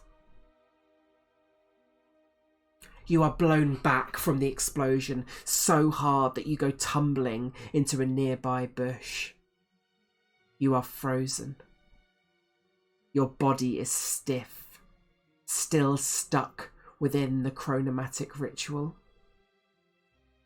You look up out of the corner of your eye, and you can still see Coral and Tuvesk frozen in place, standing there. You can see Patisse, Uvenda, and the other druids still sitting in a circle around the rift, whilst more and more of these draconic elementals pour from the rift. You watch, frozen in time, as the awful black Minotaur you saw before emerges from the rift, walking through this frozen moment like one may wade through water. He brings his scimitars up and begins cutting down each and every one of the Ashari around you. This takes time, of course, but it feels like an instant. In the moments as you lie there, frozen in time, you are forced to watch. Watch as this man cuts down your friends, mentors, and family, and then watch as he moves right past you, missing you in the brush below, your frozen form. And then, a moment later, he returns through the rift without a care in the world. You lie there, remaining frozen. You aren't sure you will ever be free from this nightmare. Hours pass. The bodies of your family and friends, your tribe, frozen in place, and the blood still pools from them in an unnatural way. The flow of time has been greatly damaged with the interruption of this ritual. Suddenly, a draconic elemental comes barreling through the underbrush, crashing into you and forcing your body tumbling down the edge of the hill you were perched on. You can feel the flow of time is still not right, but this creature has nudged you like the hands of a clock, and suddenly you are free from this awful moment. You stare at the creature at the bottom of this opening you both tumbled into. It stares back at you. It hisses and curls itself into a defensive posture. It is afraid of you. Solana, how do you react to everything I've just said? Fucking hell. You can't ask me that. Yeah, it's a bit much. Fucking having tumbled down a hill, I think like the tears from seeing such a sight has already started forming, even in the time sort of stop. Yeah. And she's, as the time releases, they just flow freely, the tears, and she doesn't say anything in particular. She looks at this creature with not with it's with not much, to be honest, because her friends are foremost in her mind at this point. Absolutely. Cole in particular, she just sees this creature hide away from her, and she tries to scramble back up the hill, I think, Yeah. to Coral. You scramble up the hill. The creature looking left and right. I think she does give it like a look beforehand, like Yeah. Do an insight check for me if you want.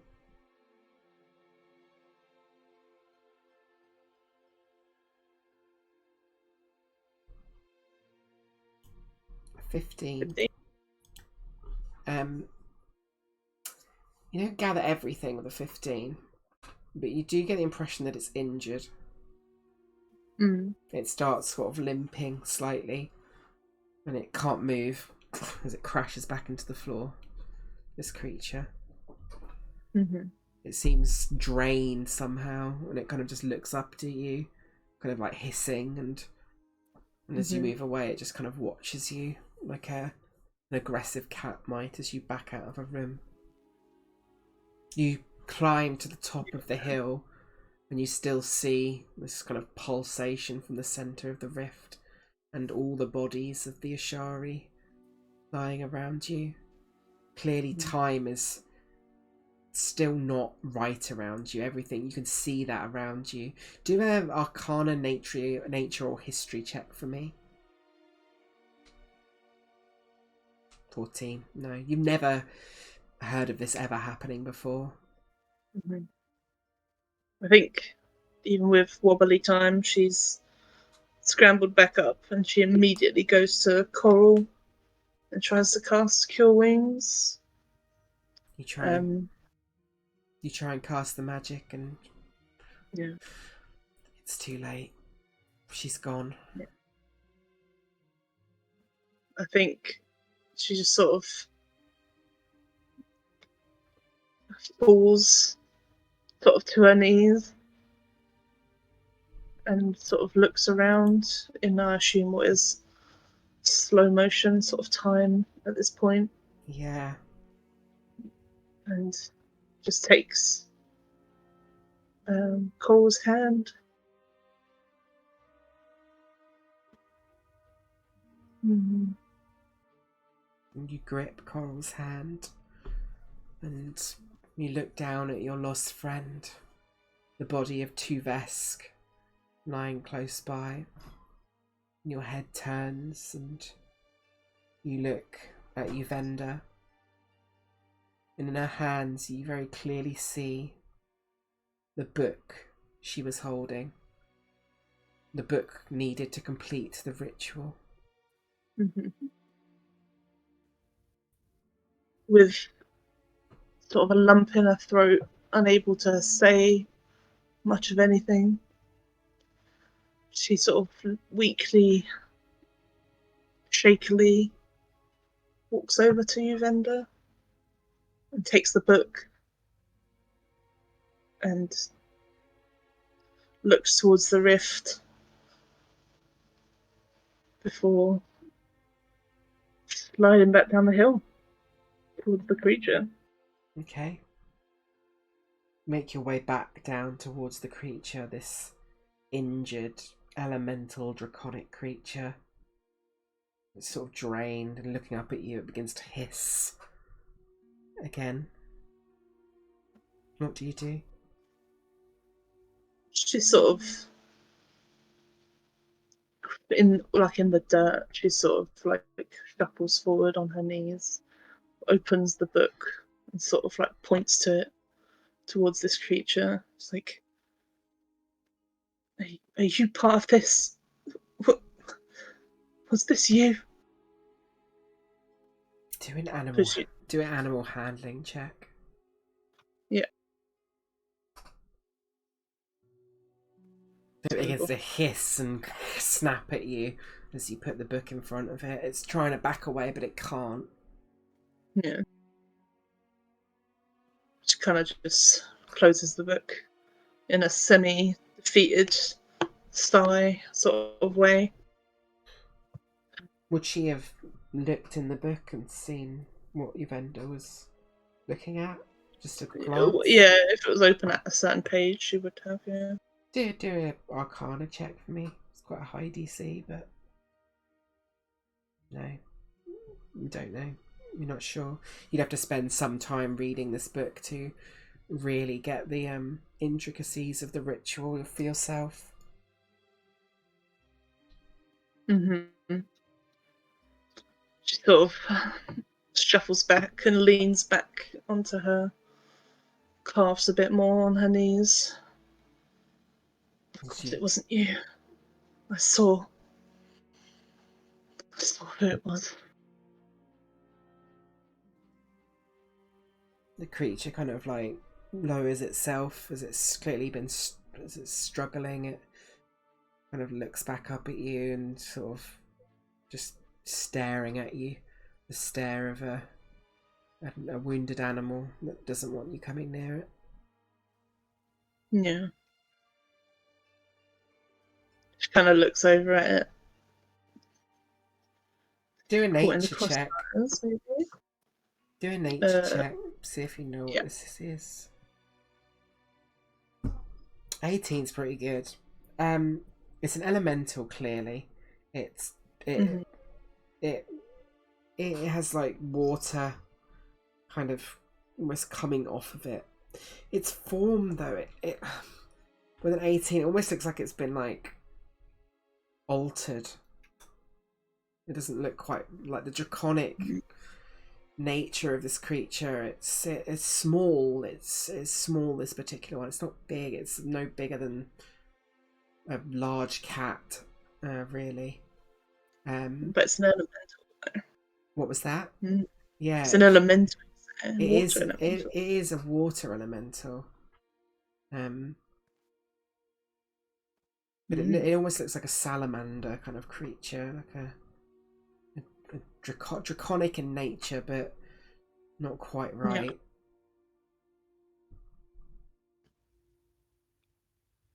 Yeah. You came from the rift, didn't you? You should be afraid of me. I'm meant to deal with creatures like you. She kind of looks at it, kind of sees it as kind of a bit quite helpless, but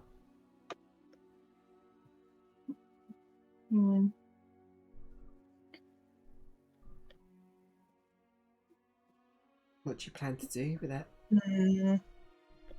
She just kind of closes the book. She sort of looks into its eyes briefly. I feel like because it's a water elemental, she would feel some kind of connection to it being a water Ashari. Do another insight check with advantage this time.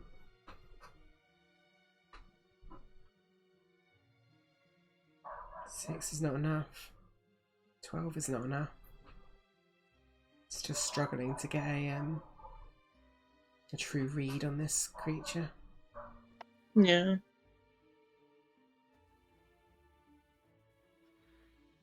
I have other concerns now. And, well, if she sort of reaches out a hand towards the creature, like an open, friendly sort of gesture. Mm-hmm. Make an animal handling check for me.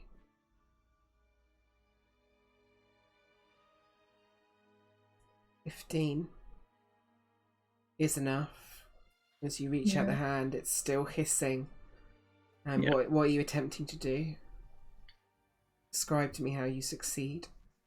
Yeah. But it's just me and you now, it seems. And I've never met anything like you before. Can I succeed by casting Cure Wounds on it? Absolutely. You channel the magic through your hand and it hisses and it tries to move back as you get closer and closer, almost turning its head to snap at you. But as you touch it, the healing magic calms the creature. You see its whatever wounds it had begin to heal. The form is less strange and rapid. It seems more stable. And you look around the scene and just the energy of this entire place is kind of pulsating. Different parts seem to move in different times. Nothing seems quite right. But the creature now looks at you, still distant, but with a slow, begrudging respect for what you did. Yeah. So Solana knows that this has come from the rift, though. Yeah, you saw them. You saw them come from the rift. There was other creatures like this, some much bigger, some about the same size. They almost came out rushing out of the rift. Okay, this is just a little tiny one. This is a very small one, yes.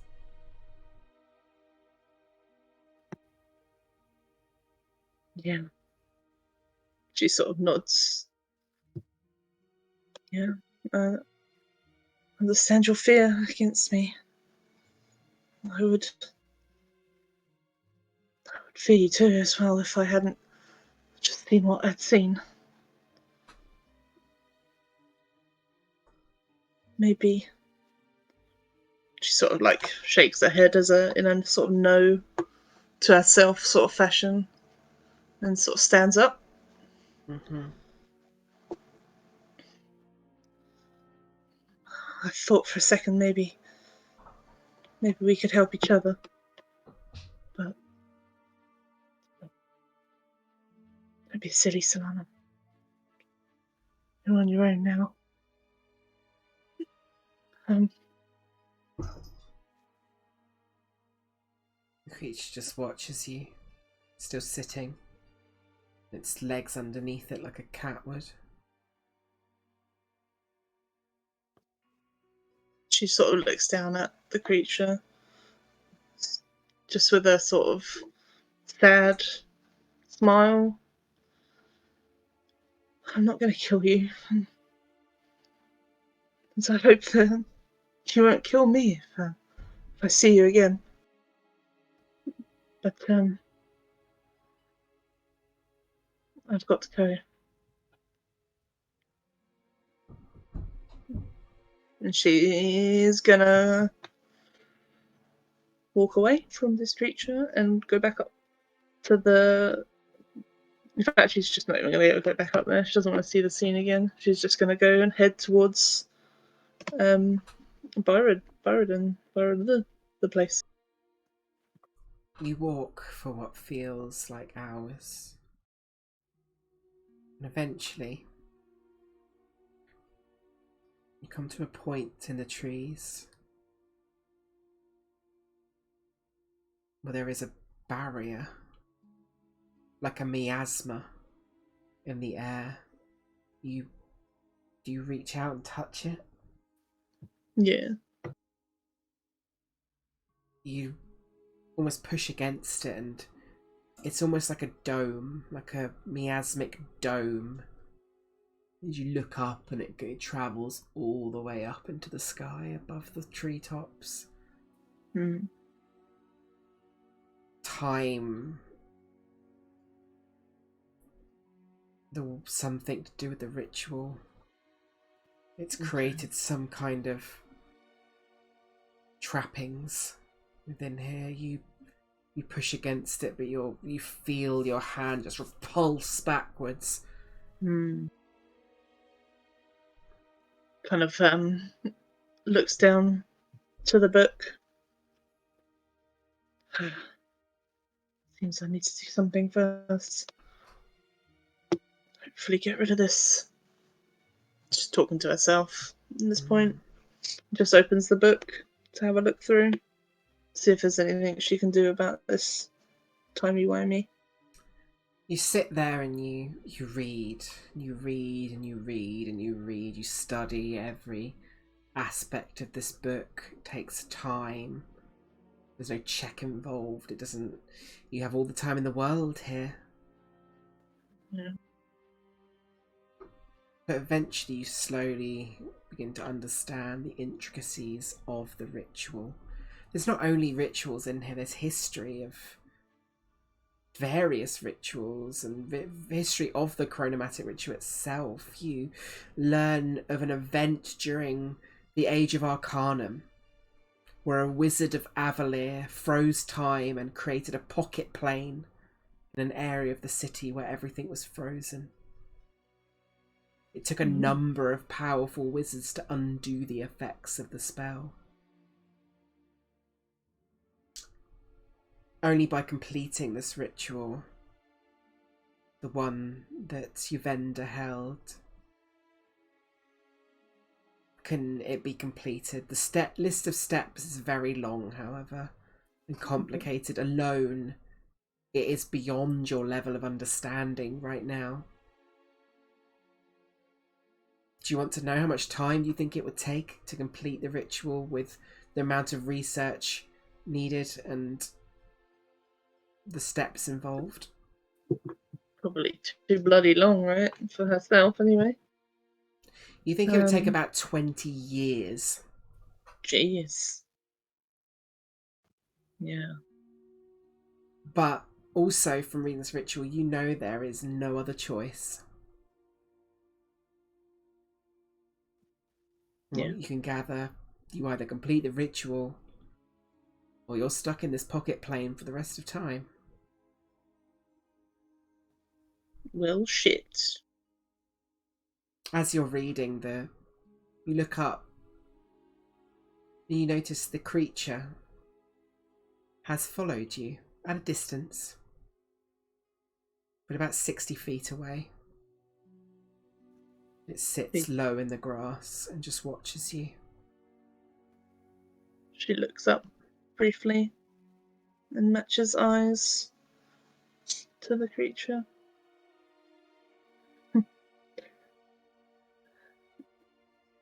So you came back. I guess I'm not as scary as you first thought, huh? The creature watches, but it doesn't flinch. Looks like we're gonna be here a long time. Maybe you're stuck in here with me. Might as well get cozy. She sort of taps the ground next to her. The creature remains where it is for now. Yeah. But on that scene, as we watch, you mentioned the camera zooming out from Solana, right up into the treetops, observing downwards as two opposing forces sit on either side of a grove, watching each other. We move high into the treetops, into the miasma itself. And we begin to find Solana stuck within a ritual that has caused time to freeze. We move into the final section of this session, where we will play out each year. Each year, how this is going to work, will serve as one turn. Solana can take a series of actions from the list below, which I will read in a second. You can choose to bond. You can choose to bond with this elemental creature. You must describe how you bond over the course of a year, describing any unique scenario in which you attempted to gain your companion's favour. At the end of said turn or year, you can make a bond check, animal handling, persuasion, or another appropriate skill check. If you are successful, you get 1 bond point. Once a character has earned 5 bond points, you gain access to a unique reward. Alternatively, you could train. You can choose to hone your skills during this time. Make that the focus of your time spent over the course of a year. You must describe to me how you train a particular skill, describing a unique scenario in which you learn to perform better. At the end of said year, you make a training check, the skill in which you want to improve. The base DC... Oh, wait, I won't read that bit to you. But when you are successful, you gain 1 training point. Again, when you've got 5 training points, you gain access to a unique reward. These are special rewards I've designed, by the way. Or sort of have taken that are appropriate. Finally, the last action you can take is create. The player character can choose to spend their time forging a magical weapon or creating a new spell. You must describe how you begin crafting that creation, describing a unique scenario in which you gradually put it together. At the end of said turn or year, you make a creation check. If you're successful, you gain 1 creation point, 1 create point, and if you earn 5 create points, you gain access to a unique reward. Okay. Have you got a list of those? Because I've forgotten the middle ones already. So you got bond, train, or create. Okay. And in each case, you must describe a unique scenario to me of how you do what you do on each turn. So let's add a turn counter. And I'll put this at 0, +1. It's a 0 currently. So we'll go to the first year. Oh, I need to put something else in. Hold on. Blip. First year. Blip. So the first year. So the first year, I think, will be Bond, because I think she will be learning herself. I assume she still needs to eat and things like that. Absolutely. So she'll be learning herself how to survive in this small pocket of time, and probably in turn help try and feed this creature as well. So yeah, bonding by feeding and slowly getting closer and closer in that way. Yeah. Okay. Tell me a unique situation that happens during this year. If you need inspiration for what a situation this might take place, you can roll a d20. What do you mean? If you can either describe a unique scenario to me in how you are going to do this bonding with this creature. But you tell me a scenario that happens in this year. Just what a single scenario. Describe to me a situation that happened during this year. A story. Doesn't have to be long. Okay.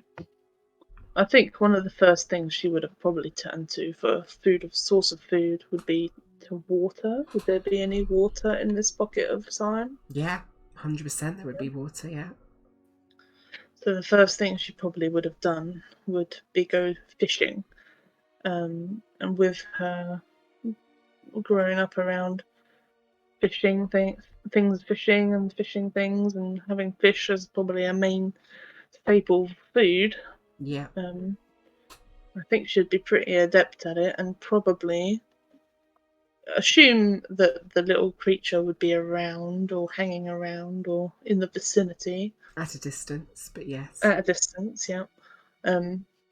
But she would sort of like, whenever she sort of catches a fish, she'd like throw it over to him or her, and and then sort of give him a smile in a sort of, sort of, how about now, sort of gesture type thing. Yeah. But basically, she goes fishing and wants him to watch. Okay, roll what check you think is appropriate. Survival, probably. Roll a survival check for me. Oh. Fortune, that is a failure. And you do not get a bond point as you try and give it, but the creature is not interested and continually denies food to you. Okay. Second year. The first year we get a Second glimpse. Roll a d20 for me. Every 2 years you'll roll a d20 for me to see a unique situation that comes up. 3. A 3. You find yourself at some point during this year, Solana, walking through a section of woods with this creature following at a distance. You're foraging for food. You find yourself, though, as you're making your 3, you find your leg suddenly caught on a rough section of roots. Please make a dexterity saving throw. 9 is a failure. You suffer an injury during this 20-year period, and during this year, that you must tend to over the course of your isolation. There's no mechanical effect, but it does give you a slight limp as your leg is partially broken, and it requires you to. The magical healing obviously helps, but the bone sets in a weird way, and you requires longer term sort of adjustment. Needs a re-breaking. Yeah, basically. A resetting. Yeah, kind of. She ain't got time for healing twice. No. But that is the special event that happened. Cool. But you can choose either to create, train, or bond during this year. Seeing as she's got a fuck look this year, I think she'll just try and settle down and create for this particular year. Okay. Tell me a unique story in what you're trying to create and in that year, and tell me a unique story and how you attempt to do so. I think she tries to do something with her boomerang, tries to improve it in some way. Maybe it's speed, or give it like something that extra that it can do, or maybe probably not extra damage, it's pretty strong already.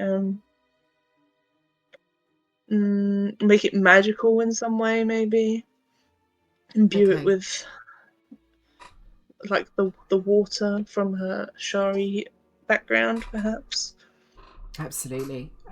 Make whatever check you think is relevant for that. Arcana, perhaps? Yeah, I think Arcana. 20. That is a success. And you get 1 create point.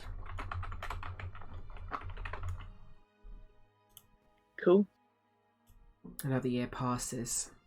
We get a glimpse into Solana attempting to bond with this creature. In the first year, it's still maintaining a distance. It takes time. It moves a little closer over the course of the years. It still takes time. Second year, she attempts to harness her weapon better, perhaps to better hunt the fish in the lake. And we move on to the third year. Would you like to bond train or create? I think she's going to try and bond again. How do you with bond this the time? creature. Tell me a story that's different to the first one. I think with her slight limp, but having healed, but now she's got a slight limp, she would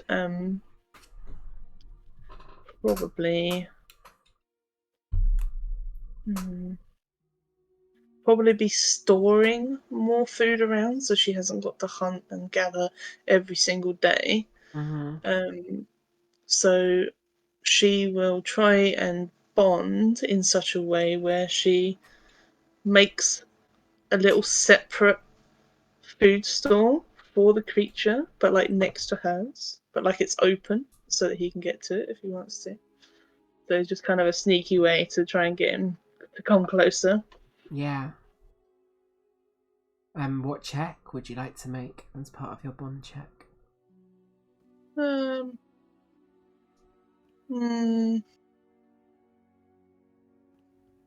not really sure. You could use animal handling if you want. Survival, perhaps. Yeah, I think survival because it's gathering stuff again. Yeah. Makes sense to me. 11 Damn it. is success.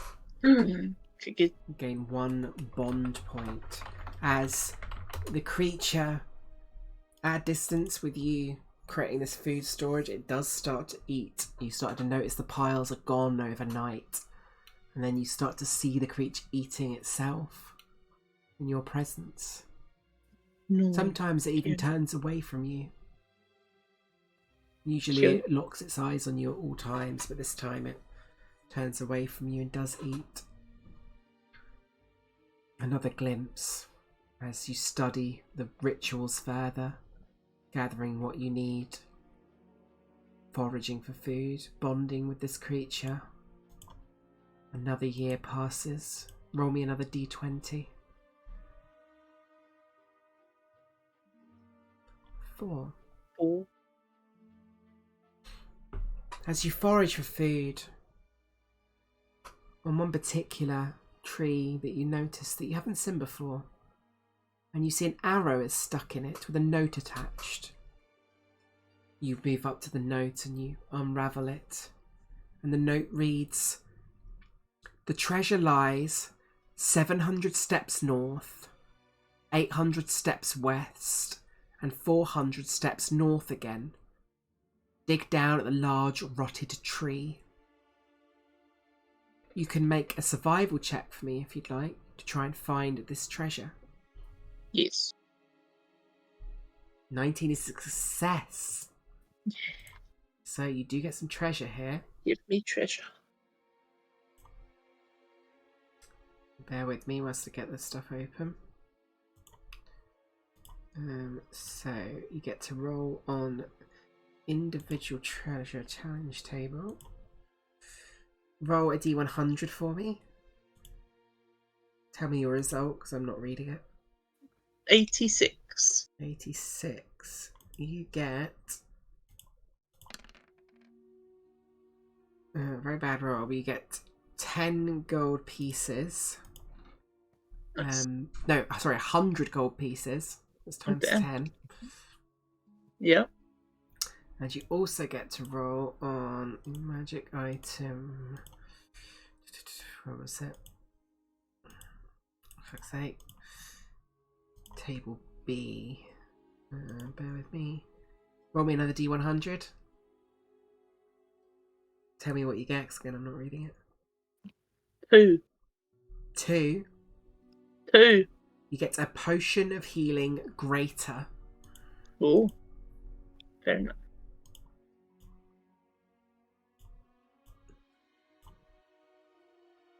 So you manage to find this treasure, recovering it, and the gold ain't much value to you right now. No. Certainly isn't. But potion might be good if you're surviving on your own. Perhaps. As part of this same point, I something I forgot to mention earlier, but I should have mentioned. You think back to the journey you made here, walking up the river. Do you remember chatter amongst the druids? You remember some saying where these rifts might have been coming from. You thinking back to that moment. Some of them saying, "Are the Hishari involved?" And another one saying, "Perhaps it's possible." Roll me a history check to see if you know who the Hishari are. Hishar. So 15. DC you needed. The Hishari are like a counterpoint to the Ashari.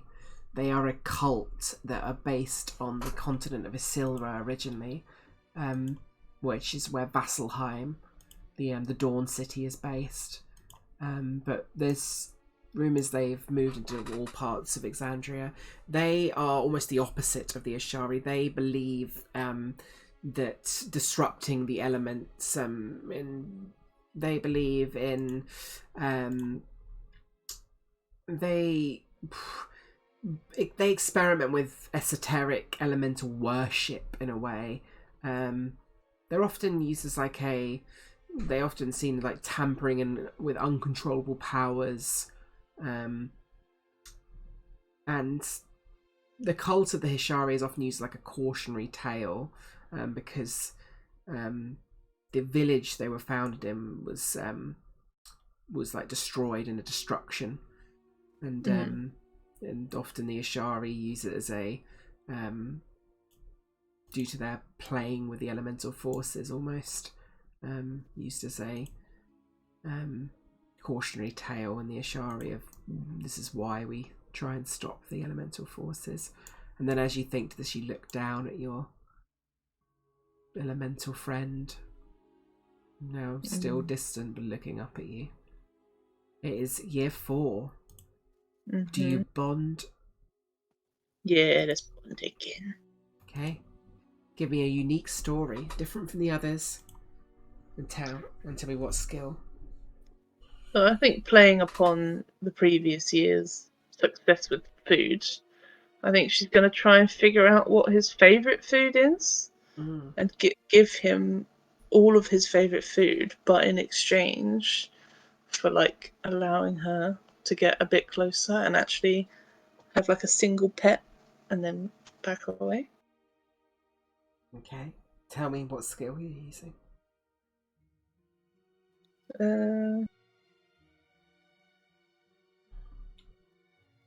Probably animal handling for this particular one, I think. Okay. Make an animal handling check for me. No. I will remind you of inspiration if you did want to. Inspiration. Yes. 19 is a success. You now have 2 bond points. Yeah. You search through watching the creature carefully, slowly learning that it seems to like this particular fruit, almost like a peach that hangs from a tree. And you pick these fruits often, and slowly getting it to come closer and closer, encouraging it with this favourite food. And eventually it does snatch it out of your hand, but it doesn't. It eats it far still. But that's the closest you've come to it. Yes. Another brief glimpse in as we continue, the pages of the book turning as we flash forward another year. Do you bond, create, or do you train? I think she's probably going to try and train this particular year. Tell me working on the food thing at the same time. Tell me a unique story, and tell me a skill involved.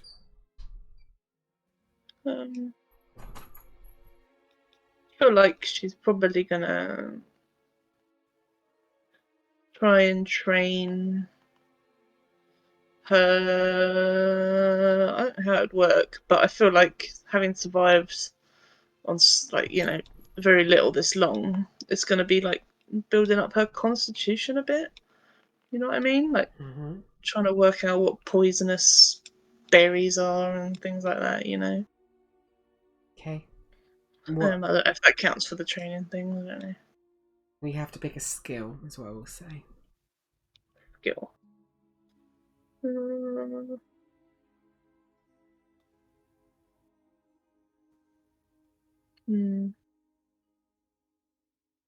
Survival? Does that count? Absolutely, if that's what you want to do. How is she improving that over the course of this year? She's focusing on it, remember? Tell me a story.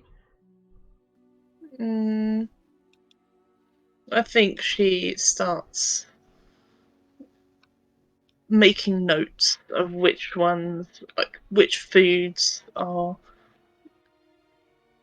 more beneficial than others and which ones give her anything like an icky belly or something like that. She's making notes and taking in the information from each thing she eats. So there's an event when she throws up, perhaps.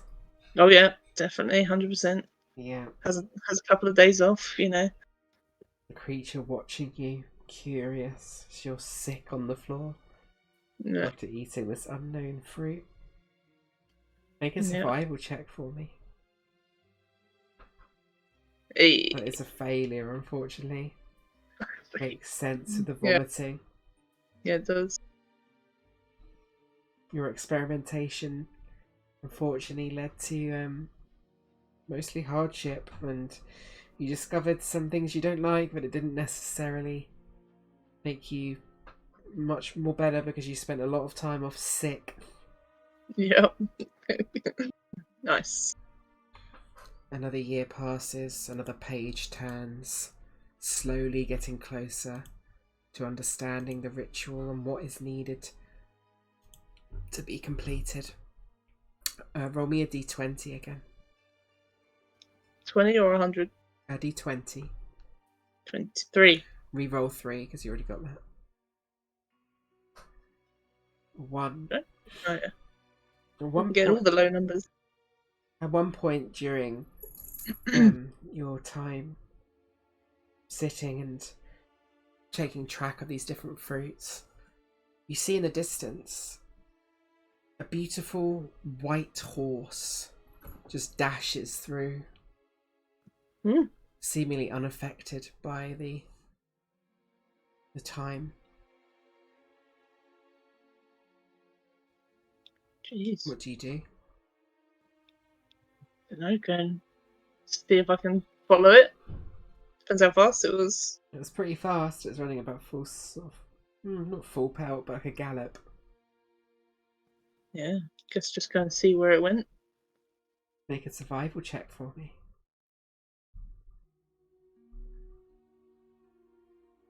Fortunately, not enough. Over the course of this year, you lose the horse. Oh. Perhaps if you re-roll a 1 on that d20, be able to see it again. But for now, it's gone missing. Do you bond, create, or train? I think we're gonna try and bond again. Okay, tell me a story of how you bond this time. Imagine you're in a montage in a film. What's the next stage of the montage of what happens? In the montage, I think having been ill a lot in the previous year, just taking it a little bit easier with any of that sort of thing. Just trying to focus on getting better and bonding with this creature. She's gonna. What happens though? Tell me what happens when you're bonding. Like, does something bad happen? Does something good happen? I'm getting there. Roll Hold first. I know. I'm just trying. Hold on.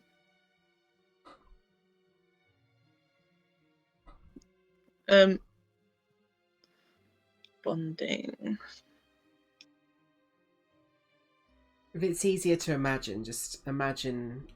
Tell me a scene, like what a picture that we would see if we were watching the montage in the film. What would we see this year? What would be this year's moment in the montage? What would we see in front of her? I think this year she's going to try and continue with the she. So in the montage, you see her with his favorite food. She's holding it out in her hand for him to come and get. And as he comes to get it from her hand, she'll like reach out with the other hand and try and pet him at the same time. And she's also, which is similar to the previous one, but she's gonna try and give it a name. Interesting. I will give you advantage on an animal handling check if you give it a cool name. Just trying to think. Did have an idea. I can't remember what it was now, though. It's watery. Bleeding time on that advantage. We don't know if it's a girl or boy, do we? We'll just give it a neutral one. Yeah. Shall we say? I think. Oh, Nebula. I think that's cute. Nebula. I like it. Nebula. Well, advantage on an animal handling check after a name. I think that's an important moment. Yeah.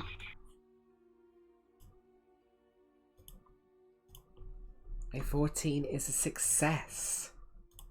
Yay. To 3 bond points.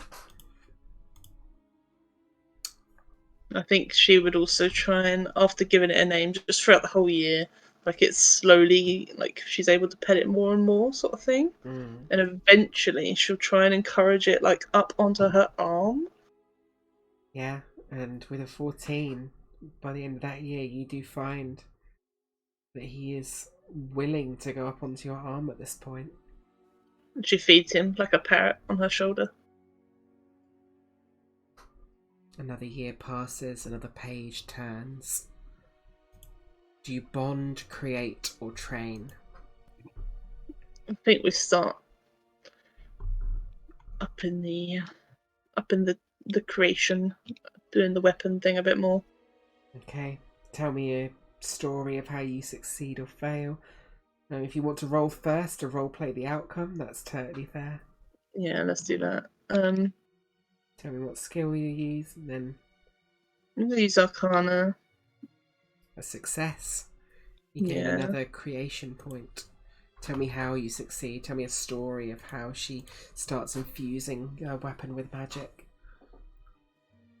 I think she starts practicing her own magic with the absorb elements spell. And she starts casting that on the weapon frequently, in a sort of more ritualistic kind of manner, just trying to get that. And she, using her Ashari background with the water thing, that she can create water, just little bits of water, uses that in combination with the absorb elements spell to try and infuse the weapon with this magical water essence type thing, just to enhance it and make it stronger in such a way. And you do start to notice that whatever magic you're using is slowly having its effect. Not there yet, but it's better than it was. We move on to another year, another page turn. Roll me a d20, please. For re-roll, you got that 3 times down that 4. 7. Yeah. You're moving through the forest once more. Your friend perch Nebula on your shoulder. Make a perception check for me.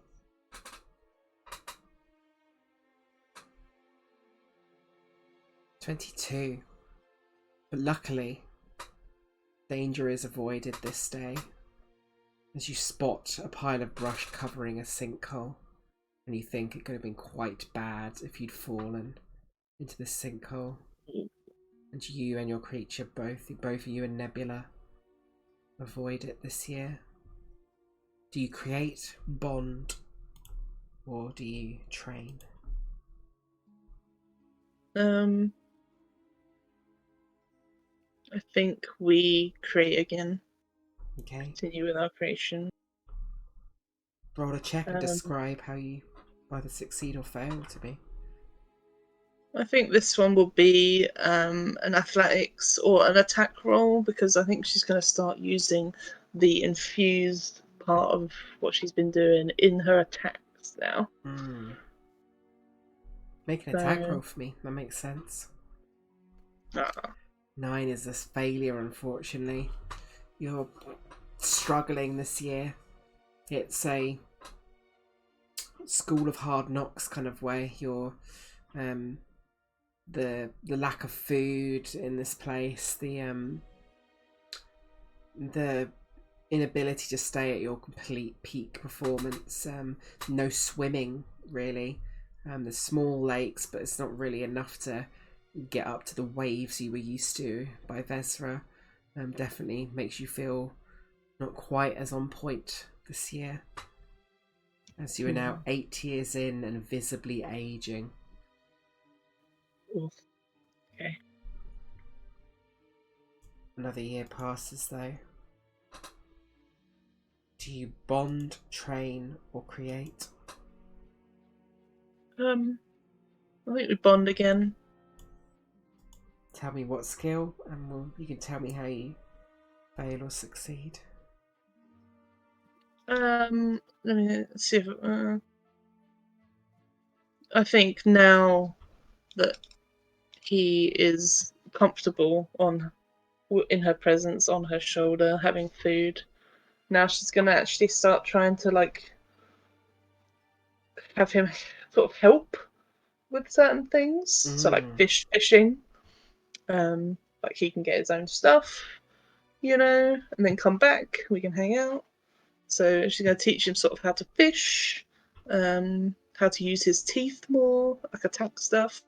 And in these 9 years, you have been alone, apart from this creature, and you as well. And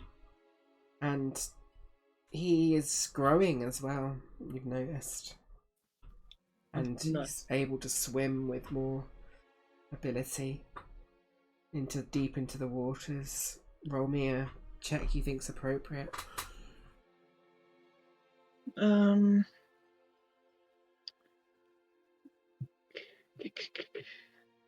I was gonna say if I could use the stat block for the dragon and do like an attack with him, maybe. Yeah, I'd allow that if you've got it. Yeah, I mean it's just a +3. Absolutely. Roll a d20 and +3 to it if you'd like. Oh, Natural 1, unfortunately. He's not quite up to standard yet with catching these fish, and he grows frustrated and ends up sort of freaking out on you at one point and sort of running off, and you're forced to chase him into the forest and eventually calm him down and bring Nebula back to your shoulder. As the page turns again, more studying. Roll a d20 for me.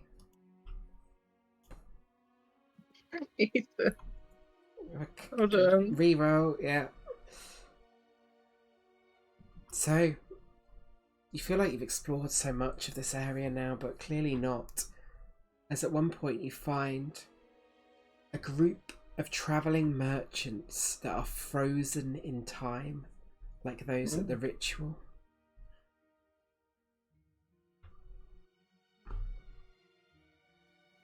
Shit. Did you do anything?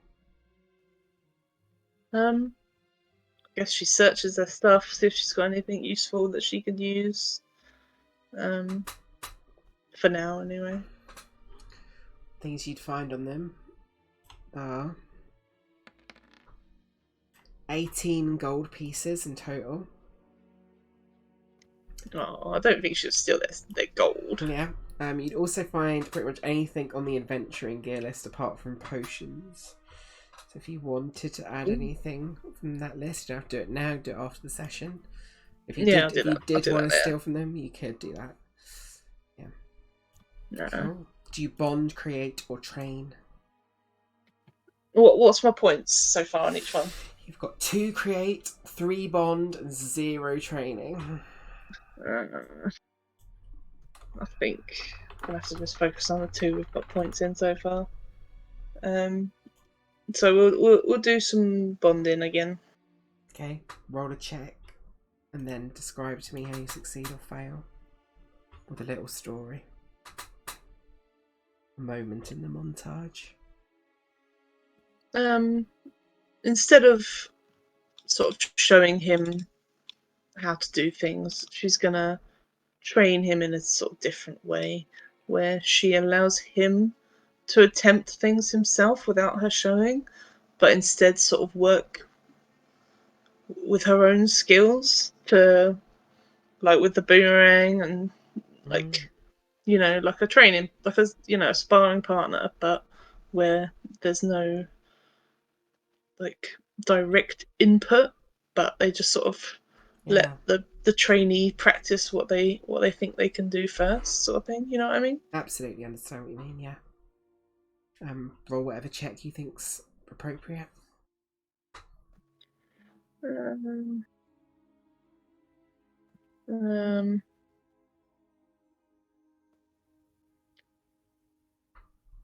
but, but I think maybe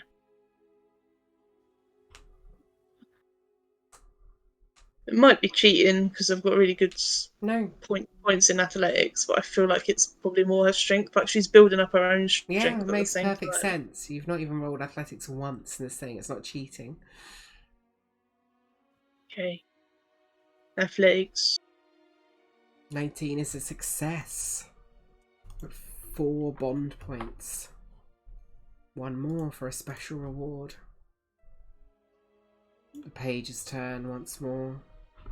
Another year passes. Do you bond, create, or train? Let's get this bonding done, shall we? Let's fully bond with this nebula. I feel like they've had really good training now. And Nebula's gotten quite good at sort of his own style of attacking and defending and all of those things. And as he's gotten bigger as well, so he's gonna now start practicing with his elemental side of things. So his infused strikes. So they're gonna start doing the teamwork sort of working together training. Yeah. So in the Drake Warden thing, they have something called infused strikes, which is where if I attack something and the Drake sees it, you can infuse that strike. So for my boomerang or something, and to give it extra damage Yeah. with the drone. Awesome. What skill do you think? Maybe an attack roll? I think an attack roll. Yeah. Roll an attack roll for me. Giant boomerang. It's a bad year, unfortunately, though. You can't. It's not good. Training takes time. Training takes time, and time continues to pass. You continue to age. 12 years. Oof. Stuck within this time. You are visibly aged, and your creature is visibly changed. You come to know this place like the back of your hand at this point. Yeah. Roll a d20 for me. 10. You find an area, as you search more, where the ground has sprouted an endless sea of purple flowers that ripple in the breeze. When you investigate, however, you realise that these aren't blossoms. They are millions of tiny floral creatures, huddled together in unison, all frozen in time. Mm. Do you bond, create, or train? Let's bond again. Let's get that training. Keep training. Another attack Okay. roll? Yeah. I think so. If I can do the same thing. Okay. Yeah? Absolutely. 18 is a success. You have reached 5 bond points and you've unlocked a special reward. The reward for bonding with your creature. You gain the ability to cast Warding Bond a number of times equal to your proficiency bonus. The target of this spell can only be your companion. The ability recharges on a long rest. Doesn't require the material components or anything. That's cute. I'll take it. Warding Bond. Describe to me how you complete your bonding with this creature. What's the final moment that really crosses the moment that you bond? What is the moment where it all comes together and you become united?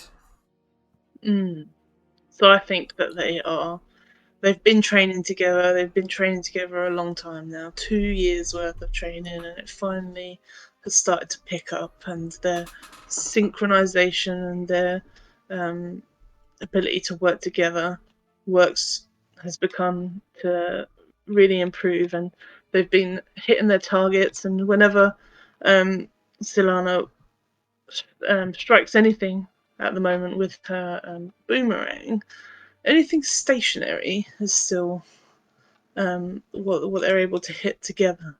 But the pinnacle moment is when they're able to hunt together and they're able to get 2 birds in one hit just from their synchronization.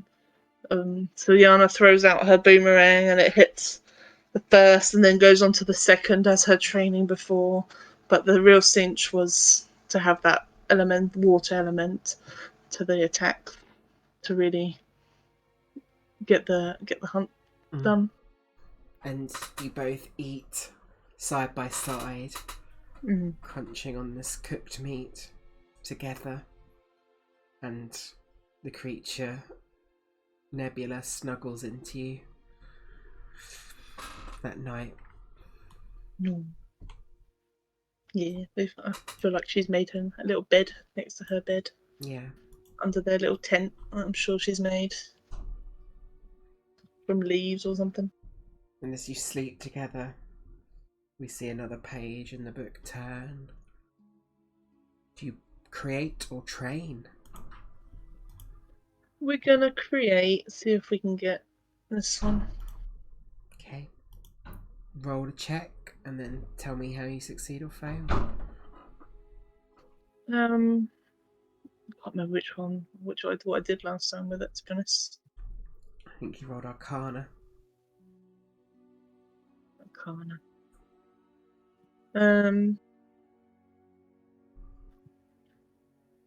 So I think now with the combination of with having Nebula's powers as well as her own, so I feel like she asks him to help her try and infuse her weapon with this water element. Since he's a water elemental himself, she's going to try and sort of combine their efforts to improve this weapon. Okay. I'm not sure what to do for that though. You tell me.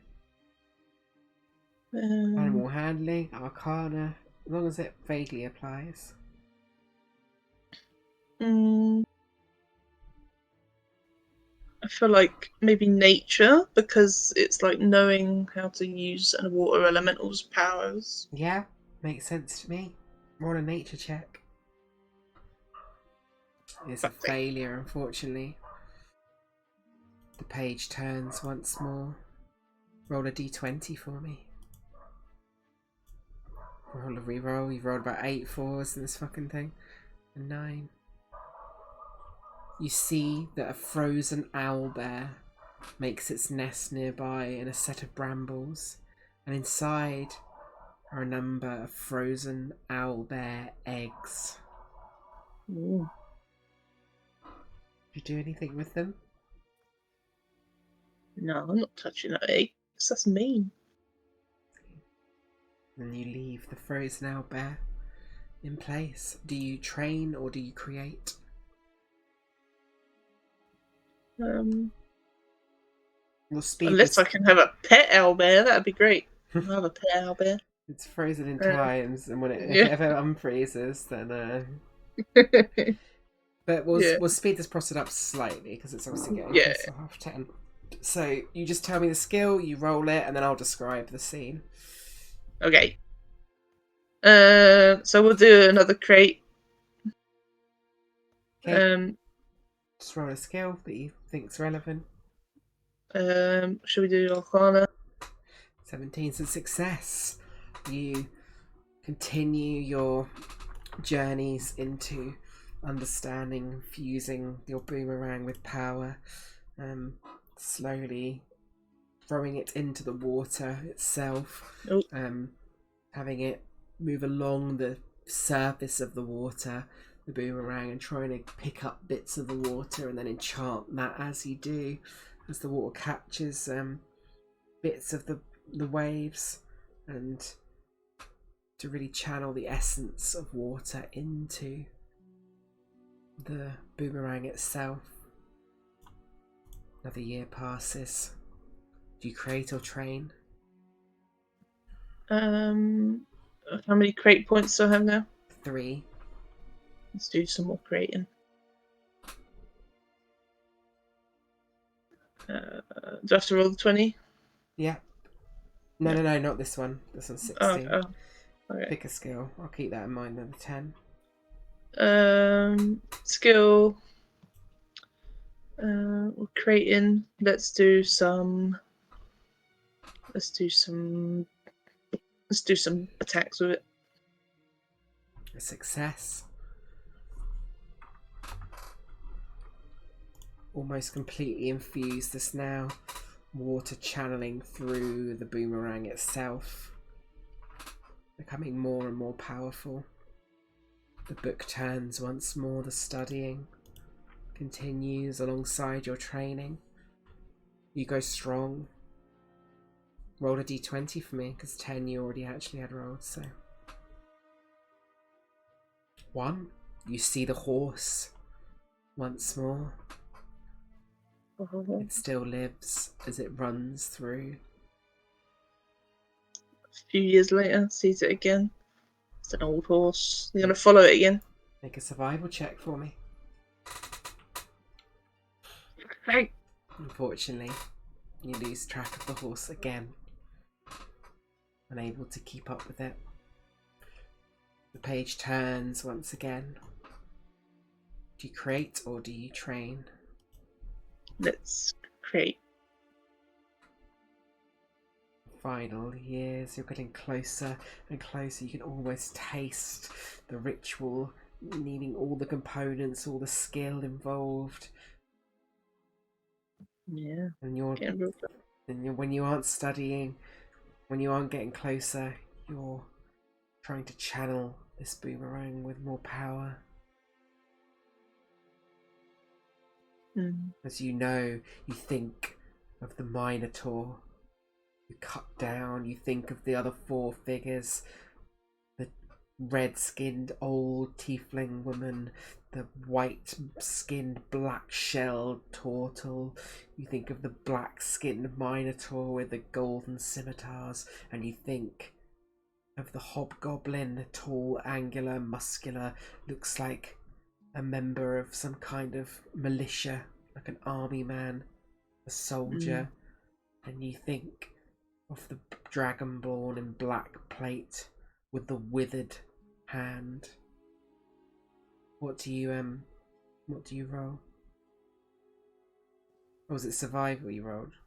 No, that was the horse. Well, I think with all of that, imagining all of that, she just sort of has sort of a moment of sort of anger, I think. And we're going to do an attack. 23. You get 5 creation points and you unlock a special reward. With the creation points, you gain a unique magic item or spell that you have had your hand in designing. So outside the game, we can talk about how you want you to upgrade your boomerang. Yeah.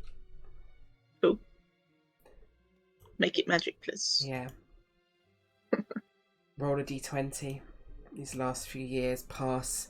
You won't be able to, unfortunately, train enough anymore. An 11.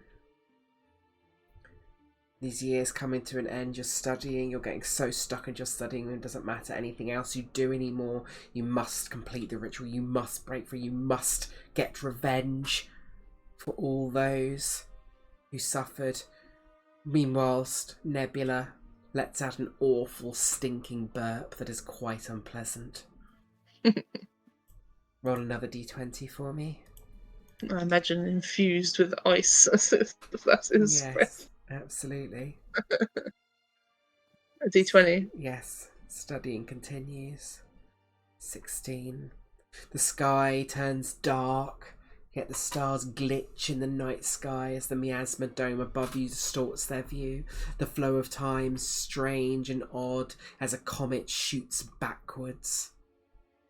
It reminds you, you must keep going, and 20 years finally passes. The ritual ready to be completed. Roll a d20 one more time, just see if you catch the horse. Only on a 1. No. No horse for me. With the ritual in mind, you make your way back to the portal. The bodies of your now younger friends still there. It is difficult and hard, but you sit. You draw the runes once more. Each component placed, and you channel the chronomatic ritual. What usually would take multiple high-powered druids, archdruids, it's something you focused on for 20 years, enough that you are knowledgeable enough and powerful enough in this particular thing to do it in this situation, to complete the ritual. The runes light up.